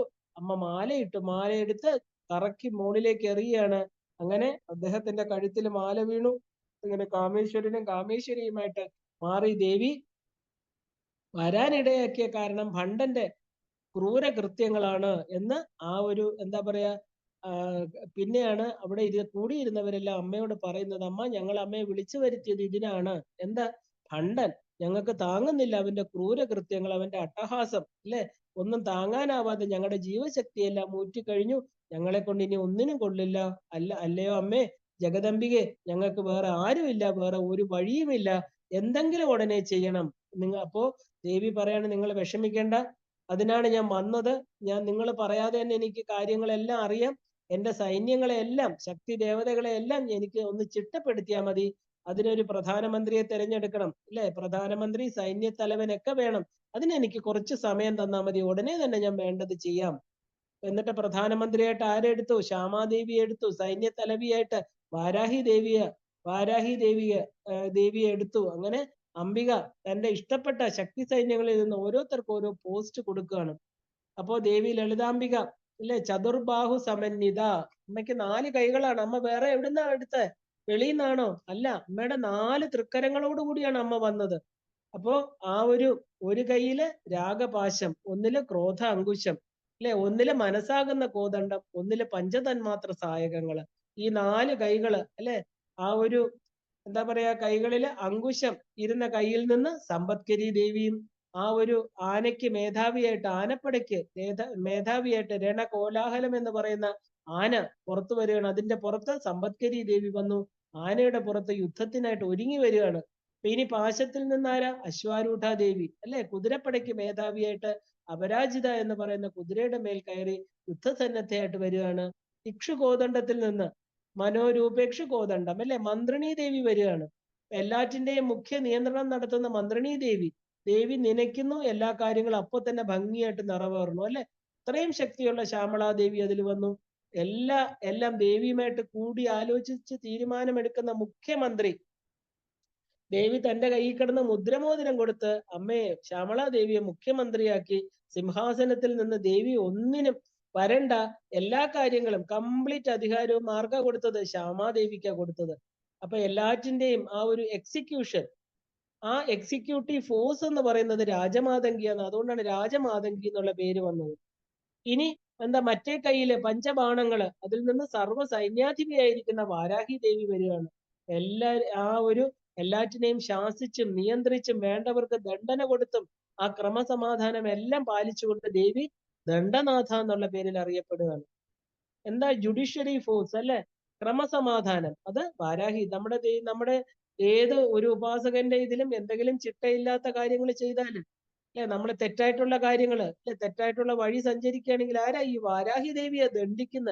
കയ്യിലൊരു ദണ്ഡം വെച്ചിട്ടുണ്ട്, അല്ലെ? അതുകൊണ്ടാണ് അമ്മയ്ക്ക് ദണ്ഡനാഥ. എല്ലാം നല്ല രീതിയിൽ ജുഡീഷ്യറി ഫോഴ്സ് എന്ന് പറഞ്ഞാൽ നമ്മൾ നിയമം പോലെ കാര്യങ്ങൾ നടക്കണമെന്ന് തീരുമാനിക്കുന്നവള്. അതാണ് ക്രമസമാധാനം. അപ്പൊ ദേവിയുടെ കയ്യിൽ അങ്ങനെ യുദ്ധത്തിനായിട്ട് സൈന്യം എല്ലാം തയ്യാറായി. എല്ലാവർക്കും ചക്രരഥങ്ങളെത്തി. ദേവിക്ക് നടുവില് ശ്രീചക്ര രാജൻ എന്ന് പറയുന്ന രഥം. അപ്പൊ ലളിതാദേവി യുദ്ധത്തിന് പുറപ്പെടുകയാണ്. ആ പുറപ്പെട്ടു എന്നാൽ ഇടതും വലത്തും മന്ത്രിണിയും വാരാഹിയും ഉറപ്പായിട്ടും ഉണ്ടാവും അമ്മയുണ്ടെങ്കിൽ. അപ്പോ എന്താ പറയാ, ഇവരില്ലാതെ ദേവി യാത്ര തുടങ്ങുകയേയില്ല. മന്ത്രിണി ദേവിയുടെ ഗേയചക്രം, ആ കിരിചക്രം വാരാഹി ദേവിയുടെ, ലളിതാദേവി ശ്രീചക്ര രഥത്തില് 4 കുതിരകൾ പൂട്ടിയ തേരാണ് ശ്രീചക്രം എന്ന് പറയുന്നത്. എന്താണ് ഈ 4 കുതിരകള്? ധർമ്മം, അർത്ഥം, കാമം, മോക്ഷം. 4 പുരുഷാർത്ഥങ്ങളാണ് അമ്മയുടെ രഥം, അല്ലെ? രഥം വലിക്കുന്ന കുതിരകള്. രഥത്തിനൊരു കൊടിക്കൂറയുണ്ട്. ആ കൊടിക്കൂറയുടെ പേരാണ് ആനന്ദം. ഇതെല്ലാം ലളിതാ ഉപാസകർ നല്ലവണ്ണം മനസ്സിലാക്കണം. ഇത് സ്മരിക്കണം നമ്മള്. കാരണം അമ്മയെ ചുമ്മാ നമ്മൾ മന്ത്രത്തിലൂടെ ഉപാസിച്ചാൽ പോരാ. അമ്മ എങ്ങനെയാ നമ്മുടെ ശരീരത്തില്, നമ്മുടെ ഉള്ളില് അമ്മ വന്നു ചേരിക്കും. നമുക്ക് 4 പുരുഷാർത്ഥങ്ങൾ തന്നുകൊണ്ട്, നമുക്ക് ആനന്ദത്തെ പ്രദാനം ചെയ്തുകൊണ്ട്. സന്തോഷം ഇന്ന് വരും നാളെ പോവും. ആനന്ദം പെർമനന്റ് ആയിരിക്കുന്ന ഒരു സന്തോഷം. അമ്മയുടെ കൊടിക്കൂറ ആനന്ദമാണ്, അല്ലെ? നമുക്ക് എങ്ങനെ ആത്മവിദ്യയിൽ മാത്രമേ ആനന്ദം കിട്ടുള്ളൂ. ബാക്കിയുള്ള മെറ്റീരിയൽ വിദ്യകളിലെല്ലാം തന്നെ നമുക്ക് സുഖദുഃഖങ്ങൾ മാറി മാറി വന്നുകൊണ്ടേയിരിക്കും. അപ്പോ രഥത്തിന്റെ കൊടിക്കൂറ ആനന്ദം എന്നുള്ള പേരില് അറിയപ്പെട്ടു. രഥത്തില് ഇരിക്കുന്ന ആയുധങ്ങള് അതെല്ലാം ആത്മവിദ്യ, ആത്മജ്ഞാനം, ശ്രീവിദ്യ, പരാവിദ്യ, ഇങ്ങനെയുള്ള പല പല ആയുധങ്ങളാണ് അമ്മയുടെ കയ്യിലിരിക്കുന്നത്. ഇതൊക്കെ എന്താണ്? ഇതെല്ലാം അപ്പൊ സിംബോളിക് ആണെന്ന് മനസ്സിലാക്കിക്കൊള്ളു. അമ്മ വരുന്ന ആ പരാശക്തിയുടെ രഥം നമ്മുടെ ശരീരം തന്നെയാണ്. ശ്രീചക്രമാകുന്ന രഥത്തിൽ അമ്മ വരുന്നത്, അല്ലെ? ആ അവ്യക്തത്തിൽ നിന്ന് നമ്മുടെ ഓരോ ജീവനും അമ്മയെ വിട്ടു വന്ന് സ്വന്തമായിട്ടൊരു ശരീരം സ്വീകരിക്കുമ്പോൾ അവിടേക്ക് അമ്മ എങ്ങനെയാ വരുന്നത്? ഈ രഥത്തിൽ കയറി. ആരാണോ ചോദിക്കുന്നത്, ആരാണോ അമ്മയെ സമാശ്രയിക്കുന്നത്, അവർക്ക് ആ പുരുഷാർത്ഥങ്ങളെ നൽകാനായിട്ട് ആനന്ദം എന്ന് പറയുന്ന 4 കുതിരകൾ വലിക്കുന്ന പുരുഷാർത്ഥങ്ങളാകുന്ന കുതിരകൾ വലിക്കുന്ന തേരിൽ അമ്മ ആനന്ദമാകുന്ന കൊടിക്കൂറയില് ആ ആത്മവിദ്യയാകുന്ന, ആത്മജ്ഞാനമാകുന്ന, പരാവിദ്യയാകുന്ന ആയുധങ്ങളുമായിട്ട് അമ്മ വരുന്നു. ഇങ്ങനെയുള്ള യുദ്ധമാണ് ഇവിടെ തുടങ്ങുന്നത്. കാരണം ആ ഒരു ജീവൻ എപ്പോഴാണോ ശിവനായിട്ട് തീരുന്നത്, എന്തൊക്കെ തടസ്സങ്ങളാണ് നമ്മുടെ വരുന്നത്, ഇതെല്ലാം അസുരന്മാരാണ്. ഭണ്ടന്റെ സഹോദരന്മാരും ബാക്കിയുള്ള 30 മക്കളും ബാക്കി അസുര സൈന്യം എല്ലാം തന്നെ ഒരു ജീവനെ മോക്ഷം അടയുന്നതിൽ നിന്ന് തടസ്സം ചെയ്യുന്ന ആ ഒരു എന്താ പറയാ വിധ്വംസക ശക്തികളാണ്. ആ ശക്തികളെ ഇല്ലാതാക്കാനാണ് അമ്മ വരുന്നത്. തന്നെ എതിർക്കുവാൻ നിസാരമായ ഒരു പെണ്ണ് വന്നിരിക്കണമെന്ന് അറിഞ്ഞ ഭണ്ഡാസുരൻ യുദ്ധത്തിന് തയ്യാറാവുകയാണ്. നമ്മൾ ഒരിക്കലും ആത്മവിദ്യയായിരിക്കുന്ന ശ്രീവിദ്യ സ്വീകരിച്ചു കഴിഞ്ഞാൽ അനേകം തടസ്സങ്ങൾ നമ്മുടെ മുന്നിൽ വന്ന് നിൽക്കും. ഏറ്റവും വലുത് ഭണ്ഡാസുരൻ എന്ന് പറയുന്ന അഹമാണ്, അല്ലെ? കുറച്ചുനാള് ജപിക്കും, കുറച്ചുനാള് നമുക്ക് ഇത് വരുമോ ഇല്ലയോ എന്നുള്ള സംശയം. അതിൽ റൂട്ടഡ് ആയിരിക്കാൻ വളരെ ബുദ്ധിമുട്ടാണ്. കാരണം എന്താ, ഇത്രയും അസുര സൈന്യമാണ് നമ്മുടെ ഉള്ളിലുള്ളത്, അല്ലെ? ഗുരുപരമ്പരയിൽ നിന്ന് വിട്ടുപോകും. നമ്മള് ആ ഒരു കർമ്മങ്ങൾ നേരെ ചെയ്യാതെ ഇതൊരു സാധാരണ വിദ്യയായിട്ട് കണ്ട് നമ്മള് ആ ഒരു മെറ്റീരിയൽ സാധനയ്ക്ക് വേണ്ടിയിട്ട് നമ്മൾ അമ്മയോട് സാധാരണ നിസ്സാരമായിട്ട്, അല്ലെ, രാജാവിന്റെ അടുത്ത് നിന്ന് ഒരു നാഴി പയറും അരിയും ചോദിക്കുന്ന പോലെയാണ്. രാജകൊട്ടാരത്തില് നമുക്ക് കയറണമെങ്കിൽ തന്നെ എത്ര ബുദ്ധിമുട്ടാ, അല്ലെ? എത്ര അനുമതി മേടിക്കണം, ഗേറ്റ് കാവല് നിൽക്കുന്ന ആളിന്റെ അനുമതി നിന്ന് വാങ്ങിച്ച് അവിടുന്ന് പതുക്കെ പതുക്കെ പതുക്കെ എത്ര കടമ്പാള് കടന്ന രാജാവിനെ ഒരു മിനിറ്റ് കാണാൻ പറ്റുക. അവിടെ ചെന്നിട്ട് ചോദിക്കണം, എനിക്ക് ഭക്ഷണത്തിന് ഇന്നത്തേക്ക് ഒരു നാഴി അരിയും പരിപ്പും തരൂ. ഇതുപോലെയാണ് നമ്മള്. അങ്ങനെയാണോ ഒരു രാജസന്നിധി ചോദിക്കുന്നത്? എന്ത് ചോദിച്ചാലും കിട്ടുന്നതാണ് രാജസന്നിധി. അവിടെ ചെന്ന് നിസാരമായിരിക്കുന്ന ഈ ഭൂമിയിൽ കിട്ടുന്ന കുറച്ച് ബെനിഫിറ്റ്, എന്റെ മക്കൾക്ക് സുഖം, എന്റെ മക്കൾക്ക് ജോലി, എന്റെ എനിക്ക് സൗഖ്യം, എനിക്ക് സന്തോഷം, അല്ലെ? എന്റെ സാധനങ്ങളൊന്നും എന്നെ വിട്ടുപോകല്, പ്രത്യേകിച്ച് ശരീരം വിട്ടുപോകല്. ഇതാണ് അമ്മയോട് ചോദിക്കുന്ന ശ്രീവിദ്യാ ഉപാസകര്. അമ്മ എന്താ കൊടുക്കുക? അമ്മ വരുന്ന കുതിരകൾ തന്നെ എന്താ? 4 പുരുഷാർത്ഥങ്ങൾ ഏത് വേണോ നിങ്ങൾക്ക് ചൂസ് ചെയ്യാം. ധർമ്മം, അർത്ഥം, കാമം. മോക്ഷം മാത്രം ആരും ചോദിക്കുന്നില്ല. അപ്പൊ അമ്മ കൊടുക്കാൻ കൊണ്ടുവന്നിരിക്കുന്ന ആയുധങ്ങളൊക്കെ എന്താ? ഈ ആയുധങ്ങൾ വെച്ച് യുദ്ധം ചെയ്തിട്ട് വേണം ഈ അസുരനെ കൊല്ലാൻ. അമ്മ പരാവിദ്യ എന്ന് പറയുന്ന ആത്മജ്ഞാനമാകുന്ന എന്താ പറയാ ആ ഒരു ആയുധങ്ങൾ കൊണ്ടാണ് വരണത്. എന്താ? തന്റെ മക്കൾ അതായിരിക്കും ചോദിക്കുന്നത്. എന്താ ആത്മജ്ഞാനം? അമ്മയിൽ ലയിക്കുക. അമ്മയാണ് നമ്മള്. നമ്മുടെ ആത്മാവായിരിക്കുന്നത് അമ്മയാണ്. മക്കൾക്ക് അമ്മയല്ലേ ആദ്യം വേണ്ടത്, പിന്നെയല്ലേ ബാക്കിയുള്ളത് വേണ്ടത്. നമ്മൾ അമ്മയെ അറിയാതെ അമ്മ വച്ചിരിക്കുന്ന കുറെ കളിപ്പാട്ടങ്ങളിലാണ് രമിക്കുന്നത്. അമ്മ അങ്ങനെയല്ല. നമ്മുടെ ഉള്ളിൽ വന്നിട്ടുണ്ടെങ്കിൽ എന്താ, നമ്മുടെ ഈ പറയുന്ന അമ്മ ഏതാണോ ശ്രീവിദ്യ ഉപാസകർ, ആരാണോ ശ്രീവിദ്യ മന്ത്രം സ്വീകരിച്ചത്, അവരുടെ പ്രയർ ഇമ്പോർട്ടൻസ് എന്തായിരിക്കണം? ആത്മജ്ഞാനമായിരിക്കണം. മോക്ഷം കിട്ടിയാൽ ഇനി ജന്മം കിട്ടൂല, ശരീരം പോകുന്നൊന്നും വിചാരിക്കരുത്. ശരീരം എന്തായാലും പോവും. ശരീരത്തിൽ ഇരുന്ന് നമുക്ക് കിട്ടേണ്ട ഹയർ, അവിടെ പോയി ഒരു ഗ്ലാസ് വെള്ളമോ ഒരു നാഴി പയറോ ചോദിച്ച് വെറുതെ വരരുത് തിരിച്ച്. കാരണം അത് മണ്ടത്തരാണ്. നമ്മൾ അങ്ങനെ വിചാരിക്കുന്നതുകൊണ്ടാണ് നമുക്ക് ഈ പറഞ്ഞ ചോദിക്കുന്നതെല്ലാം കുറച്ച് കിട്ടാൻ കാരണം. നമ്മൾ ഏറ്റവും ഉയർന്നത് തന്നെ ചോദിക്കണം. അപ്പൊ ഏത് യുദ്ധത്തിനും എന്താണ് ആ ഒരു എന്താ പറയാ ആ ഒരു ഭണ്ഡാസുരനും ദേവി വന്നു എന്നറിഞ്ഞ് ശ്രീവിദ്യ ഉപാസകന്റെ ഉള്ളിൽ എപ്പോഴാണോ മന്ത്രദീക്ഷയോടുകൂടി ഗുരുമന്ത്രം കിട്ടുന്നത്, അപ്പൊ ഭണ്ഡാസുരൻ ഒരുങ്ങും. കാരണം എത്ര പേരെ ഇവിടുന്ന് അടിച്ചിടാൻ പറ്റും, അല്ലെ? ഇതിൽ നിന്ന് അമ്മയെ ഉപാസിക്കുന്നതിന് എത്ര പേരെ മാറ്റാൻ പറ്റും? അതിനുള്ള സകല വഴിയും നമ്മുടെ മനസ്സിൽ നമ്മുടെ ജീവശക്തിയെ ചോർത്തിക്കൊണ്ട് നമ്മളെ കൊണ്ട് നെഗറ്റീവായിട്ടുള്ള തോട്ട്സ് കൊണ്ടുവരുന്നത് ഈ ഭണ്ഡനാണ്. ആണവമലം, അല്ലെ? നമ്മുടെ ശരീരബോധം, ശരീരത്തിലുള്ള അഹങ്കാരം. എത്ര മന്ത്രം ജപിച്ചാലും ദേവി അവിടെ ഇരുത്താത്തിടത്തോളം കാലം നമ്മൾ ഈ ഭണ്ഡന്റെ കളികൾക്ക് വിധേയരായിട്ട് എത്രയോ പേരാണ് മന്ത്രം ഉപേക്ഷിച്ചു പോകുന്നത്. എത്ര പേരാണ് ഒന്നും സാധിക്കാതെ വെറും ശ്രീവിദ്യാ മന്ത്രം, ഓം നമോ അഷ്ടാക്ഷരി മന്ത്രം, ഓം നമോ നാരായണ എന്നോ ഓം നമശിവായ എന്ന പോലെ ഒരു മന്ത്രം പോലെ ശ്രീവിദ്യ ഇത്രയും ബീജാക്ഷരങ്ങൾ നിറഞ്ഞ മഹാമന്ത്രങ്ങള്, അതിനെയൊക്കെ നിസ്സാരമായിട്ടുള്ള മന്ത്രങ്ങളായിട്ട് കണ്ട് വെറുതെ എന്താ പറയാ തോട് പൊളിക്കാത്ത കുരു പോലെ, അല്ലെ? നമ്മൾ എന്താ ഏത് ധാന്യവും വെള്ളത്തിലിട്ട് കുതിർക്കണം, എന്നാലേ അതിന്റെ ആവരണം പൊട്ടിയിട്ട് ആ രണ്ടും വിത്ത് മുളയ്ക്കാനുള്ള മുള പുറത്തു വരൂ. ഇത് വെള്ളത്തിൽ വിടുന്നില്ല, വെറുതെ അത് വറുത്ത് അതിനെ കളയുകയാണ്. അങ്ങനെ ചെയ്യരുത്. കാരണം എന്താ? കുതിർക്കണം. അമ്മയാകുന്ന കാരുണ്യത്തില്, അമ്മയുടെ സ്നേഹമാകുന്നതിൽ കുതിർത്ത് ഭക്തിയോടുകൂടി അമ്മയെ സമീപിക്കണം. അമ്മയുടെ മഹാമന്ത്രങ്ങളാണ് ഈ മഹാവൃക്ഷങ്ങളൊക്കെ പുറത്തു വന്നാല് എന്താ അത്? ആ വൃക്ഷങ്ങൾ തരുന്ന ഫലങ്ങൾ നമുക്ക് ചിന്തിക്കാൻ പോലും, ചിന്തിക്കുന്നതിനപ്പുറമാണ്. ആർക്കും അത് പ്രവചിക്കാൻ പോലും പറ്റില്ല അമ്മയുടെ ഈ മഹാമന്ത്രങ്ങളുടെ ഫലം. അപ്പൊ നമ്മൾ ഫലം കിട്ടുന്നിടം വരെ കാത്തിരിക്കാൻ തയ്യാറല്ല. 1 വർഷം, 2 വർഷം, 3 വർഷം വെറും 100 പ്രാവശ്യം ജപിച്ചുകൊണ്ട് മഹാമന്ത്രങ്ങളുടെ ഫലം വേണമെന്ന് പറഞ്ഞാൽ എവിടെ കിട്ടാനാ? കറുത്ത കറുത്ത പാത്രങ്ങൾ, വർഷങ്ങളായിട്ട് തേക്കാത്ത, അനേക ജന്മങ്ങളായിട്ട് കരിപിടിച്ച പാത്രങ്ങളും കൊണ്ട് വന്നവരാണ് നമ്മുടെ വാസനാ ശരീരം, ഇല്ലേ? അതാദ്യം വെളുക്കണം. നമ്മൾ ഇന്നലെ കണ്ടു, ഗുരുവിന് 4 ദിവസം ബാക്കി നിൽക്കുമ്പോ ഗുരുവിനെ വധിക്കാൻ തയ്യാറായ ശിഷ്യൻ. കാരണം നമുക്ക് കാലം ഒരു ഫാക്ടറാണ്. നമുക്ക് കാത്തിരിക്കാൻ പറ്റില്ല. ഏത് വിത്തും കുഴിച്ചിട്ടാൽ കാലത്തിലൂടെ മാത്രമേ അത് വളരുള്ളൂ. അതിന് വേണ്ട വെളിച്ചം കിട്ടണം, അതിന് വെള്ളം വേണം. ഇത് രണ്ടും വേണം. അപ്പൊ നമ്മളൊരു മന്ത്രജപം തുടങ്ങിക്കഴിഞ്ഞാല് ആ വിശ്വാസം, ആ പൂർണ്ണമായിരിക്കുന്ന സറണ്ടർ, ഇത് രണ്ടും അല്ലെ, ശ്രദ്ധ, വിശ്വാസം, ഇതാണ് ഒരു മന്ത്രത്തിന്റെ ഒരു എന്താ പറയുക അടിവേരെന്ന് പറയുന്നത്. അത് ഉറച്ചു കഴിഞ്ഞാല് പിന്നെ ആ മരത്തിനെ നമുക്ക് ഒരിക്കലും പിഴുതു കളയാൻ പറ്റില്ല. ഏത് കൊടുങ്കാറ്റിലും വൃക്ഷമായി കഴിഞ്ഞാല് ഒരു വൃക്ഷം മറിഞ്ഞു വീഴില്ല. കാരണം വേരുകൾ ഡീപ്പ് റൂട്ടഡ് എന്ന് നമ്മൾ പറയുന്നത് എന്താ? നമ്മുടെ മൂലാധാരത്തിൽ തുടങ്ങി സഹസ്രാരത്തിലാണ് നമ്മുടെ വേരുകളെല്ലാം. ആ സഹസ്രാരത്തിലിരിക്കുന്ന ശിവനുമായിട്ട് ആ ജീവൻ ഓരോ ദിവസവും അട്രാക്റ്റഡ് ആണ്. പിന്നെ താഴോട്ട് വരാൻ പറ്റില്ല. ഏറ്റവും വലിയത് എന്താ? ഗുരുപാദക സ്തോത്രത്തിൽ പറയുന്നത് എന്താ? ഒരിക്കൽ നമ്മൾ ഈ പാതയിൽ കയറി കഴിഞ്ഞാല് അതൊരു നമുക്ക് ബ്രിഡ്ജ് ഇല്ലാതെ അപ്പുറത്ത് പോവാ. നമ്മൾ ബ്രിഡ്ജ് കെട്ടി അപ്പുറത്ത് പോകുന്നതും ഓരോ കാല് വെക്കുമ്പോഴും നമ്മുടെ പുറകിലത്തെ കാല് വെച്ച ബ്രിഡ്ജ് ആ ഒരു പടി ഇല്ലാതാവുകയാണ്. കാരണം നമ്മൾ ഈ പറഞ്ഞ ദേവി എല്ലാത്തിനെയും ലയിപ്പിച്ചുകൊണ്ട് മുകളിലോട്ട് പോകുന്നു എന്ന് പറഞ്ഞാൽ എന്താ? നമുക്ക് ഓരോ പടി വെക്കുമ്പോഴും നമ്മുടെ പാസ്റ്റ് എന്ന് പറയുന്ന നമ്മളെ പിടികൂടിയിരിക്കുന്ന നമ്മൾ ആ കറുത്ത രൂപങ്ങൾ നമ്മളെ വിട്ടുപോവാണ് നമ്മൾ മുന്നിലോട്ട്. പിന്നെ നമുക്ക് പുറകില് ബ്രിഡ്ജ് ഇല്ലെങ്കിൽ, ഒരു കാല് വെക്കാൻ സ്ഥലം ഇല്ലെങ്കിൽ നമ്മൾ എങ്ങനെയാ പുറത്തു വരിക? നമ്മൾ അവിടെ നിൽക്കും അല്ലെ?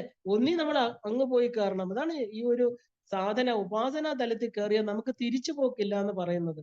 കാരണം നമുക്ക് മുമ്പോട്ടേ പോകാൻ പറ്റും. പുറകോട്ട് പോയി കഴിഞ്ഞാലോ ആ നദിയിൽ പതിച്ച് വീണ്ടും സംസാരമാകുന്ന നദിയിൽ വീണ് വീണ്ടും മുതലകള് അല്ലെ, ഇതിനകത്ത് എന്താ ഹിംസ്ര ജന്തുക്കള്, മുതലകൾ, ഇപ്പൊ വനമാണെങ്കിൽ ഹിംസ്ര ജന്തുക്കള്, നദി ഒരു സമുദ്രമാണെങ്കിലോ മുതല, തിമിംഗലം തുടങ്ങിയ ആഴമുള്ളതിൽ വീണ്ടും പതിച്ച് വീണ്ടും ദുഃഖങ്ങള് അല്ലെ, ഈ പറയുന്ന സംസാര സമുദ്രത്തിൽ വീണ് നമ്മള് വീണ്ടും വീണ്ടും വീണ്ടും ജനന മരണമാകുന്ന ആ ഒരു ജഠരേ ശയനത്തിലൂടെ ദുഃഖം മാത്രമായിരിക്കും ഈ കർമ്മങ്ങളുടെ ഫലവും.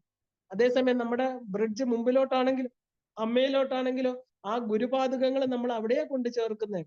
അവിടെയാണ് ഗുരുവിന്റെ പ്രാധാന്യം. കൈ പിടിച്ച് അല്ലെ നമുക്ക് പറഞ്ഞു തന്ന്, ഇല്ലെങ്കിൽ എത്ര പറഞ്ഞാലും മനസ്സിലാവാത്ത വിദ്യയാണ് ആത്മവിദ്യ. അപ്പൊ ഗുരു അത്രയും ശ്രമപ്പെടുത്തിയാണ് നിങ്ങളെ തിരിഞ്ഞു പോവല്ലേ, ഇതാണ് ഇതാണ് എത്ര പറഞ്ഞാലും വാസന കൊണ്ട് പലരും ഈ പറഞ്ഞ ആ ഒരു വെള്ളത്തിൽ പതിക്കുകയാണ്. ഒരു 10 പേര് ഇല്ലെ 20 പേര് 50 പേര് യാത്ര തുടങ്ങിക്കഴിഞ്ഞാൽ ആകെ മറ്റേ കര ചെന്ന് എത്തിച്ചേരുന്നത് 3 4 പേരായിരിക്കും. കാരണം എന്താ? അവർക്ക് കുറെ സമയം കഴിയുമ്പോൾ അവരുടെ വാസനാമയ ശരീരം അങ്ങോട്ട് വലുതാകാൻ തുടങ്ങും. ഈ ഭണ്ടന്റെ ആസുരിക ഭാവം, ഭണ്ടന്റെ കളി അവിടെ തുടങ്ങും. കാരണം അവിടെ ദേവിയെ ഇരുത്താതെ ശൂന്യകം നഗരമാകുമ്പോൾ ശൂന്യകത്തിൽ ഇരിക്കുന്നത് ഭണ്ടനായിരിക്കും. ആ നഗരത്തിൽ ആദ്യമേ തന്നെ നമ്മുടെ ചിന്താമണി ഗ്രഹം ഉണ്ടാക്കണം. അവിടെ അവിടെ അമ്മയെ ഇരുത്തി കഴിഞ്ഞാൽ അമ്മ ഇരിക്കട്ടെ അവിടെ. ബാക്കിയുള്ളതൊക്കെ പിന്നെ ഭണ്ടൻ 7 അയലത്ത് വരില്ല. ഇനി ഏത് രൂപത്തിൽ വന്നാലും ഭണ്ടൻ അവിടെ പ്രവേശിക്കാൻ പറ്റില്ല. അപ്പൊ ഭണ്ഡാസുരന് യുദ്ധത്തിന് തയ്യാറാവുകയാണ്. ദേവിയെ കിട്ടി, അവനെന്താ മന്ത്രദീക്ഷ കിട്ടിക്കഴിഞ്ഞു. ഉടനെ തന്നെ നമ്മുടെ ഉള്ളിലെ അസുരന്മാരെല്ലാം ഉണർന്നു. അവരൊരു വലിയ യുദ്ധത്തിന് സന്നാഹം കൂട്ടുകയാണ്. ഇതെല്ലാം ജീവനുമായിട്ട് ശരീരവുമായിട്ട് ബന്ധപ്പെടുത്തി. അതിനാൽ ഇത് വീണ്ടും വീണ്ടും പറയുന്നത്. കാരണം മഹാമന്ത്രങ്ങൾ കിട്ടുമ്പോൾ ഏറ്റവും കൂടുതൽ ജാഗരൂപരായിട്ടിരിക്കുന്നത് ഈ അസുരന്മാരാണ്. കാരണം അവർ എവിടെ നിന്നൊക്കെയാ വരുന്നതെന്ന് അറിഞ്ഞൂടാ. നമ്മുടെ സബ് കോൺഷ്യസ് മൈൻഡിലാവട്ടെ, വാസനാമയ ശരീരത്തിലാവട്ടെ, അവരെല്ലാം ഇങ്ങനെ അടിഞ്ഞുകൂടി വളരെ ഹാപ്പി ആയിട്ട് നമ്മളെ ഈ പറയുന്ന ലോകത്തിലിട്ട് വലച്ച് ദുഃഖങ്ങൾ തന്ന് ഈശ്വര വിചാരം ഇല്ലാതാക്കി ആ സമയത്ത് സീരിയലും സിനിമയും ഗോസിപ്പും ഒക്കെ പറഞ്ഞ് ഈ ഒരു കിട്ടിയ മനുഷ്യജന്മത്തെ ഇല്ലാതാക്കിക്കൊണ്ട് അവർ വളരെ ഹാപ്പി ആയിട്ട് എന്റെ കൺട്രോളിൽ നിൽക്കുന്ന ഒരു ശരീരമായിട്ട് നമ്മളെ മാറ്റിക്കഴിഞ്ഞവര്. നമ്മുടെ പഞ്ചേന്ദ്രിയങ്ങള് അല്ലെ, ജ്ഞാനേന്ദ്രിയങ്ങളാകുന്ന കുതിരകളെ എല്ലാം അവരാ ഓടിക്കുന്നത്. അങ്ങനെ നമ്മൾ എപ്പോഴാണോ ഇതിൽ നിന്ന് എങ്ങനെയെങ്കിലും രക്ഷപ്പെടണം എന്ന് പറഞ്ഞ ഒരു ഗുരുവിനെ കിട്ടി, ഗുരുവിന്റെ മന്ത്രദീക്ഷ സ്വീകരിച്ചു, ആ മന്ത്രമാകുന്ന ദേവിയെ നമ്മൾ ഉള്ളിലോട്ട് എടുത്തു, ഇവര് ഭയങ്കരമായിരിക്കും. ഇവിടെയാണ് ദേവിയും അസുരന്മാരും തമ്മിലുള്ള യഥാർത്ഥ യുദ്ധം നടക്കുന്നത്. അതുവരെ നമുക്ക് എന്താ ഇതിങ്ങനെ എന്താ പറയാ ലേറ്റന്റ് ആയിട്ട് നമ്മുടെ ശരീരത്തിൽ ഇതിങ്ങനെ കിടക്കും, പുറത്തോട്ട് വരില്ല. വെറുതെ അമ്പലങ്ങളിൽ പോയി ചുറ്റിക്കറങ്ങി, ഇല്ലെ തീർത്ഥാടനത്തിന് പോയി, അല്ലെ നമ്മളൊരു കാര്യത്തിന് പോയി തിരിച്ചു വന്നു, അത് നടന്നില്ല, കുറച്ചു നേരം ദുഃഖിച്ചു. ഇങ്ങനെ ജീവിതം എന്ന് പറയുന്നത് ഓരോ ദിവസവും നമ്മൾ ആ ബാഹ്യമായിരിക്കുന്ന കർമ്മങ്ങൾ ചെയ്ത്, കാരണം ഇവരെ ഒന്നും ഉണർത്തേണ്ട ആവശ്യമില്ല, ഉള്ളിലോട്ട് ആരും വന്നിട്ടില്ല. പുറമേ ചെയ്യുന്ന കർമ്മങ്ങളെല്ലാം പുറമേ മാത്രമാണ്, ഉള്ളിൽ കയറില്ല. ഈ മന്ത്രദീക്ഷ എന്ന് പറയുന്നത് ദീക്ഷ ദീയതേ ക്ഷീയതേ. എന്താ ദീയത? എപ്പോ കിട്ടുന്നോ ക്ഷീയതേ പാപം. ആ പാപങ്ങൾ ഇല്ലാതാക്കാനായിട്ടുള്ള ആ എന്താ പറയാ, നമ്മൾ വാഷിംഗ് മെഷീനിൽ തുണിയിട്ട് ഓണാക്കുന്ന പോലെ ഡിറ്റർജന്റ് ആണ് ഈ മന്ത്രം. അപ്പൊ അത് കറങ്ങാൻ തുടങ്ങുമ്പോ പിന്നെ എന്താ, അതിനകത്തിരിക്കുന്നവരെല്ലാം അങ്ങോട്ട് ഭയങ്കരമായിട്ട് അസ്വസ്ഥരാകും അല്ലെ. ഈ ജീവനെ വീണ്ടും പിടിച്ച് ഈ ചെളിക്കുണ്ടിലിടാൻ മാക്സിമം അവർ ശ്രമിക്കും. അവരാണ് അതിൽ വിജയിക്കുന്നത്. കാരണം അവർ 60,000 പേര്, മറ്റവരെന്താ ദേവന്മാർ വെറും 30,000 പേര്, 33ഉം 66ഉം. ജസ്റ്റ് എന്താ പറയാ ഇരട്ടിയാണ് മറ്റേ സൈഡിൽ. എങ്ങനെ ജയിക്കും നമ്മള്? ജീവനെ ഇട്ട് അങ്ങോട്ടും ഇങ്ങോട്ടും പിടിയാണ്.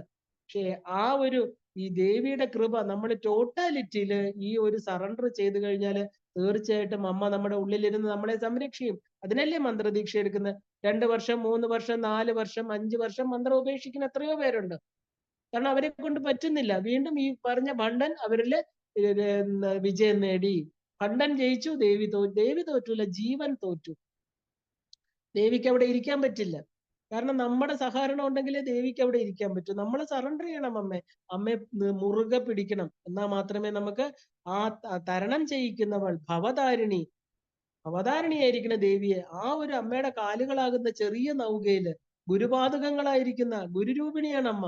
ആ പാദുകങ്ങളിൽ ഇരുന്ന് പിടിച്ചു വിടാതെ നമ്മൾ ഈ സംസാര സാഗരത്തെ അനന്ത സംസാര സമുദ്രതാര നൗകായിതാഭ്യാം ഗുരുഭക്തിദാഭ്യാം. ആ നൗകയാണ്, ഒരു കൊച്ചു തോണിയാണത്.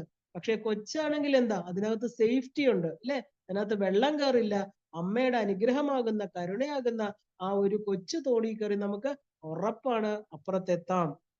അതുപോലെ എന്താ, ആ ഒരു ഭണ്ഡൻ യുദ്ധത്തിന് തയ്യാറാവുകയാണ്. ഏത് യുദ്ധത്തിനും ആദ്യം എന്താ, സൈന്യങ്ങൾ വരും അല്ലെ, കുതിരകള്, ആനപ്പടകള്, അവസാനം മാത്രമേ പ്രധാന വ്യക്തികൾ വരുള്ളൂ. അതുപോലെ ഭണ്ഡന്റെ ചില പ്രധാന പടത്തലവന്മാർ ഇറങ്ങി വരാൻ തുടങ്ങി. കാരണം എന്താ, ദുർഗമൻ അല്ലെ, ആ ഒരു ഭണ്ഡാസുരന്റെ ഒരു ദുർഗമൻ അല്ല, ദുർമദൻ ഭണ്ഡന്റെ ഒരു സേനാധിപനാണ് അല്ലെ. സമ്പത്കരിയുടെ അടുത്ത് ഏറ്റുമുട്ടാനാണ് അദ്ദേഹം വന്നത്. സമ്പത്കരി എന്ത് ചെയ്തു, അദ്ദേഹത്തെ വധിക്കുകയാണ്. ആദ്യം ദേവിയുടെ ആ ഒരു ശക്തി ദേവതകൾ വന്ന് ഓരോരുത്തരായിട്ട് കൊല്ലുകയാണ് ആദ്യ ദിവസം.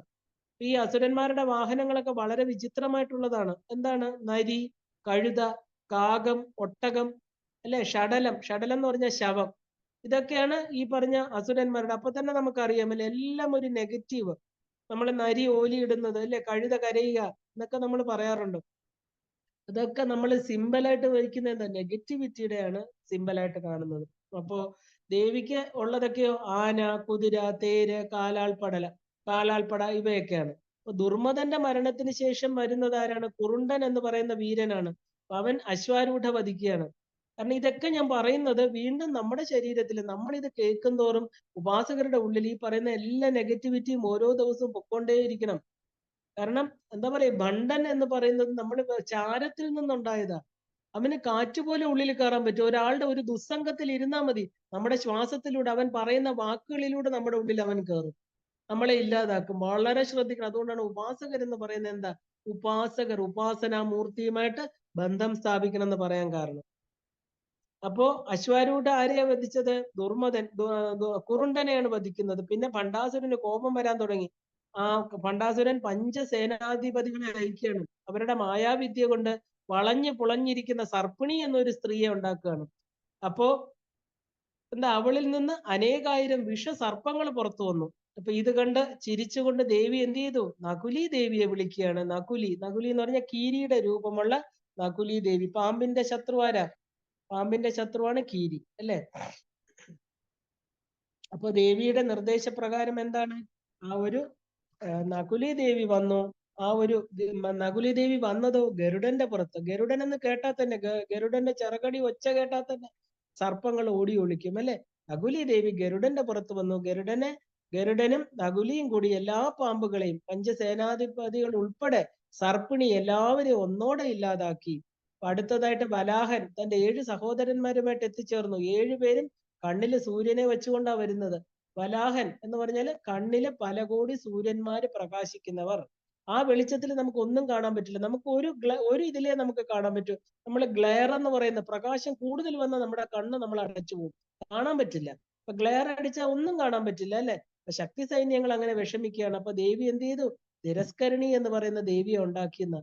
അപ്പൊ ദേവിക്ക് കറുത്ത നിറാണ് തിരസ്കരണിക്ക്. നമ്മൾ തിരസ്കരണി കേട്ടിട്ടുണ്ടല്ലേ, ദേവിയുടെ ചിന്താമണി ഗ്രഹത്തിൽ അമ്മ ഇട്ടിരിക്കുന്ന ആ ഒരു കട്ടിയുള്ള കർട്ടന്റെ പേര് തിരസ്കരണി എന്ന. അതൊരു ദേവിയാണ്. ദേവി കറുത്ത നിറം, കറുത്ത കവചം, കറുത്ത കുതിരപ്പുറത്ത് വന്നു ചേരുകയാണ്.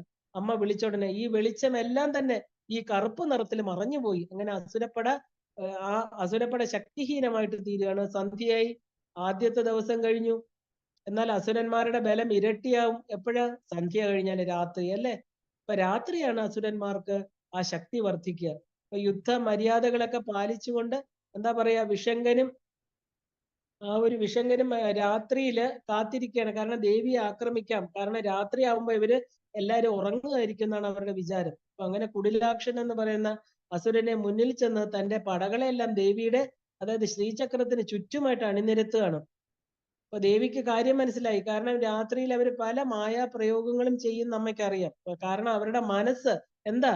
അവിദ്യയാണില്ലേ? അവിദ്യാനാം അന്തസ്തിമിര മിഹിര ദ്വീപ നഗരി. ഇതിൽ കൂടുതൽ എന്താ വേണ്ടത്? അന്ധകാരം മാത്രമുള്ള, അല്ലേ, ആ തിമിരം ബാധിച്ച, ഒരിക്കലും വെളിച്ചം കടക്കാതെ ജനലുകളെല്ലാം അടച്ചിട്ട ഒരു നിലവറ എങ്ങനെ ഇരിക്കും? അതുപോലെയാണ് അസുരന്മാരുടെ മനസ്സെന്ന് പറയുന്നത്. ആരാണോ ഈ ആസുരിക സ്വഭാവമുള്ളവരുടെ എല്ലാവരുടെയും മനസ്സ് ഒരു വിധത്തിലും ഒരു ശകലം പ്രകാശം അതിനകത്ത് കയറ്റില്ല അവര്. അതാണ് കുടിലാക്ഷൻ, കുടിലമായ അക്ഷത്തോട് കൂടിയവൻ.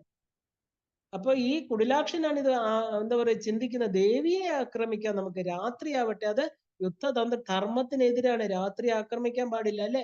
പകൽ വെളിച്ചത്തിലെ ആക്രമിക്കാവൂ. പക്ഷെ അവര് ഒരു എന്താ പറയാ യുദ്ധമര്യാദകളും പാലിക്കില്ല. അവർക്ക് തോന്നുന്ന പോലെ അവര് ചെയ്യും. ദേവി ഇത് അറിയാണ്. അമ്മയുടെ ശ്രീചക്രത്തിന് ചുറ്റുമായിട്ട് എല്ലാ പടകളെയും കൊണ്ട് നിർത്തുകയാണ്. അപ്പോ രാത്രിയില് അവര് പല മായാപ്രയോഗങ്ങളും ചെയ്യും. അതുകൊണ്ട് അവരുടെ മനസ്സ് അവിദ്യയാകുന്ന ഒരു എന്താ പറയാ പ്രദേശമാണ് അവരുടെ മനസ്സെന്ന് പറയുന്നത്. അപ്പൊ ആ ഒരു അന്ധകാരം നിറഞ്ഞ മനസ്സുള്ളവരാണ് അസുരന്മാര്. രാത്രിയിലാണ് അവർക്ക് കൂടുതൽ പ്ലാനുകൾ ചെയ്യാൻ പറ്റുന്നത്. കാരണം എന്താ? അവിടെ വിദ്യാപ്രകാശം ഇല്ല. അപ്പൊ രാത്രിയിൽ അവര് രാത്രി ചെയ്യുക എന്ന് പറഞ്ഞാൽ എന്താ? തമസില് അറിവില്ലായ്മ കൊണ്ട്, അവിദ്യ കൊണ്ട് ചെയ്യുക എന്നർത്ഥം. അപ്പൊ ദേവി എന്ത് ചെയ്തു? ഇതറിഞ്ഞു. അമ്മയ്ക്ക് മനസ്സിലായി. അമ്മ എല്ലാ തിഥിനിത്യ ദേവതകളെ വിളിക്കുകയാണ്, അല്ലെ? പ്രകാശ സ്വരൂപികളായിരിക്കുന്ന ഈ അന്തരീക്ഷത്തിന് പ്രകാശം കൊടുക്കുന്ന 15 തിഥിനിത്യ ദേവതകള് പ്രഥമ മുതൽ എല്ലാവരും വരികയാണ്, അല്ലെ? അവരുടെയൊക്കെ പേര് തന്നെ നമുക്കറിയാം. അഗ്നിവാസിനി, ജ്വാലാമാലിനി, ഇവരെയൊക്കെയാണ് വിളിക്കുന്ന അമ്മ. പൂർണ്ണമായിരിക്കുന്ന അഗ്നി സ്വരൂപങ്ങളാണ് അവരെല്ലാം. അവരുടെ വെളിച്ചത്തില് അസുരന്മാരുടെ ഗൂഢപ്രയോഗങ്ങളെല്ലാം പുറത്തു വന്നു. അവരെല്ലാവരും ഒന്നോടെ ഇല്ലാതാക്കുകയാണ്. ഈ പറഞ്ഞ ദേവിയുടെ ശ്രീചക്രത്തിന് ചുറ്റും നിരന്നു നിന്ന എല്ലാ അസുരന്മാരെയും ആ ശ്രീചക്ര രാജരഥത്തിന്റെ ചുറ്റും നിന്ന ചുറ്റും ഇവരെന്തുണ്ടാക്കി? ഒരു അഗ്നിപ്രാകാരം ഉണ്ടാക്കിയിട്ട് ഇവര് കാവല് നിൽക്കുകയാണ് ദേവിക്ക്. അപ്പൊ ഇതിനെ മറികടക്കാൻ ആർക്കും സാധ്യമല്ല. അങ്ങനെ ഒരു യുദ്ധത്തില് 2-ാം ദിവസം, അല്ലെ? അപ്പൊ 2-ാം ദിവസം പുലരുകയാണ്. പകല് വീണ്ടും യുദ്ധം ആരംഭിക്കും. രാത്രി നമുക്ക് ഇന്നിവിടെ നിർത്താം, അല്ലെ? കാരണം ഇനിയുള്ള 2 ദിവസങ്ങള് ഭണ്ഡനെ എങ്ങനെയാണ് ദേവി വധിക്കുന്നത്, ഇതിന്റെ അവസാന ഭാഗത്തേക്ക് നമുക്ക് നാളെ വ്യാഴാഴ്ച നമുക്ക് ഗുരുപാദങ്ങളെ സ്മരിച്ചുകൊണ്ട് നമുക്കിത് തീർക്കാം. ഇന്നിവിടെ 2-ാം ദിവസം യുദ്ധത്തിന്റെ അവിടെ നമുക്ക് നിർത്താം, അല്ലെ? ഭണ്ഡൻ ചിന്താധീനനായിട്ട് ഇരിക്കുകയാണ്, അല്ലെ? തന്റെ സൈന്യങ്ങളെ കൂടുതൽ ബലപ്പെടുത്താൻ നമ്മൾ ആലോചിക്കണം. നമ്മൾ ഓരോ ദിവസവും നമ്മുടെ സാധനയിൽ മുമ്പോട്ട് പോകുമ്പോൾ ഈ ഭണ്ഡൻ ചിന്താധീനനായിട്ട് നമ്മുടെ ഉള്ളിൽ ഇരിക്കുകയാണ്. എപ്പോഴാണ് നമുക്ക് ഈ ദേവിയെ ഈ നമ്മുടെ ഉള്ളിൽ നിന്ന് ഇറക്കി വിടുക? എപ്പോഴാണ് ഈ ജീവനെ വീണ്ടും എന്റെ രാജ്യത്തിലെ ശൂന്യക നഗരത്തിലേക്ക് കൊണ്ടുപോകാൻ എന്ന് വെച്ച് ഭണ്ഡൻ ചിന്താധീനായിട്ട് പല പല വഴികൾ ആലോചിക്കുക. അപ്പൊ നമുക്കും ആലോചിക്കാം, എന്താ? ഈ ഭണ്ഡനെ പൂർണ്ണമായിട്ട് 4 പകലും 4 രാത്രി കൊണ്ടും നമ്മുടെ അമ്മ രാജരാജേശ്വരിയായിരിക്കുന്ന ലളിതാംബിക ഗുരുപരമ്പരയുടെ അനുഗ്രഹത്തോടു കൂടി, ഗുരുപരമ്പര എല്ലാം അമ്മയ്ക്ക് ചുറ്റും ഇരിക്കുകയാണ്, അല്ലെ? എങ്ങനെ ഇല്ലാതാക്കി? ഈ ദേവി പൂർണ്ണമായിരിക്കുന്ന വിജയത്തോടു കൂടി, അല്ലെ? ആ ഒരു ആനന്ദമാകുന്ന കൊടിക്കൂറ പാറിച്ചുകൊണ്ട് ധർമാർത്ഥ മോക്ഷങ്ങളാകുന്ന കുതിരകൾ ഓടിക്കുന്ന ശ്രീചക്ര രാജരഥത്തില്, നമ്മുടെ ശരീരമാകുന്ന രഥത്തില്, നമ്മുടെ മണിദ്വീപം ശ്രീപുരമാകുന്ന ആ ഒരു 3 ശൃംഗങ്ങള്, അല്ലെ? ആ ഒരു ബ്രഹ്മാ വിഷ്ണു രുദ്രന്മാരിരിക്കുന്ന 3 ശൃംഗങ്ങളിൽ ഏറ്റവും ഉയർന്ന ശൃംഗം, അതിന്റെ മധ്യത്തിലെ ശിവശക്തി രൂപിണിയായിട്ട് നമുക്ക് അമ്മയെ എങ്ങനെ ഇരുത്താം എന്ന് നമുക്ക് നാളെ കാണാം. ഇന്നിവിടെ നിർത്തുകയാണ്. എല്ലാവർക്കും ശ്രീമാത്രേ നമഃ.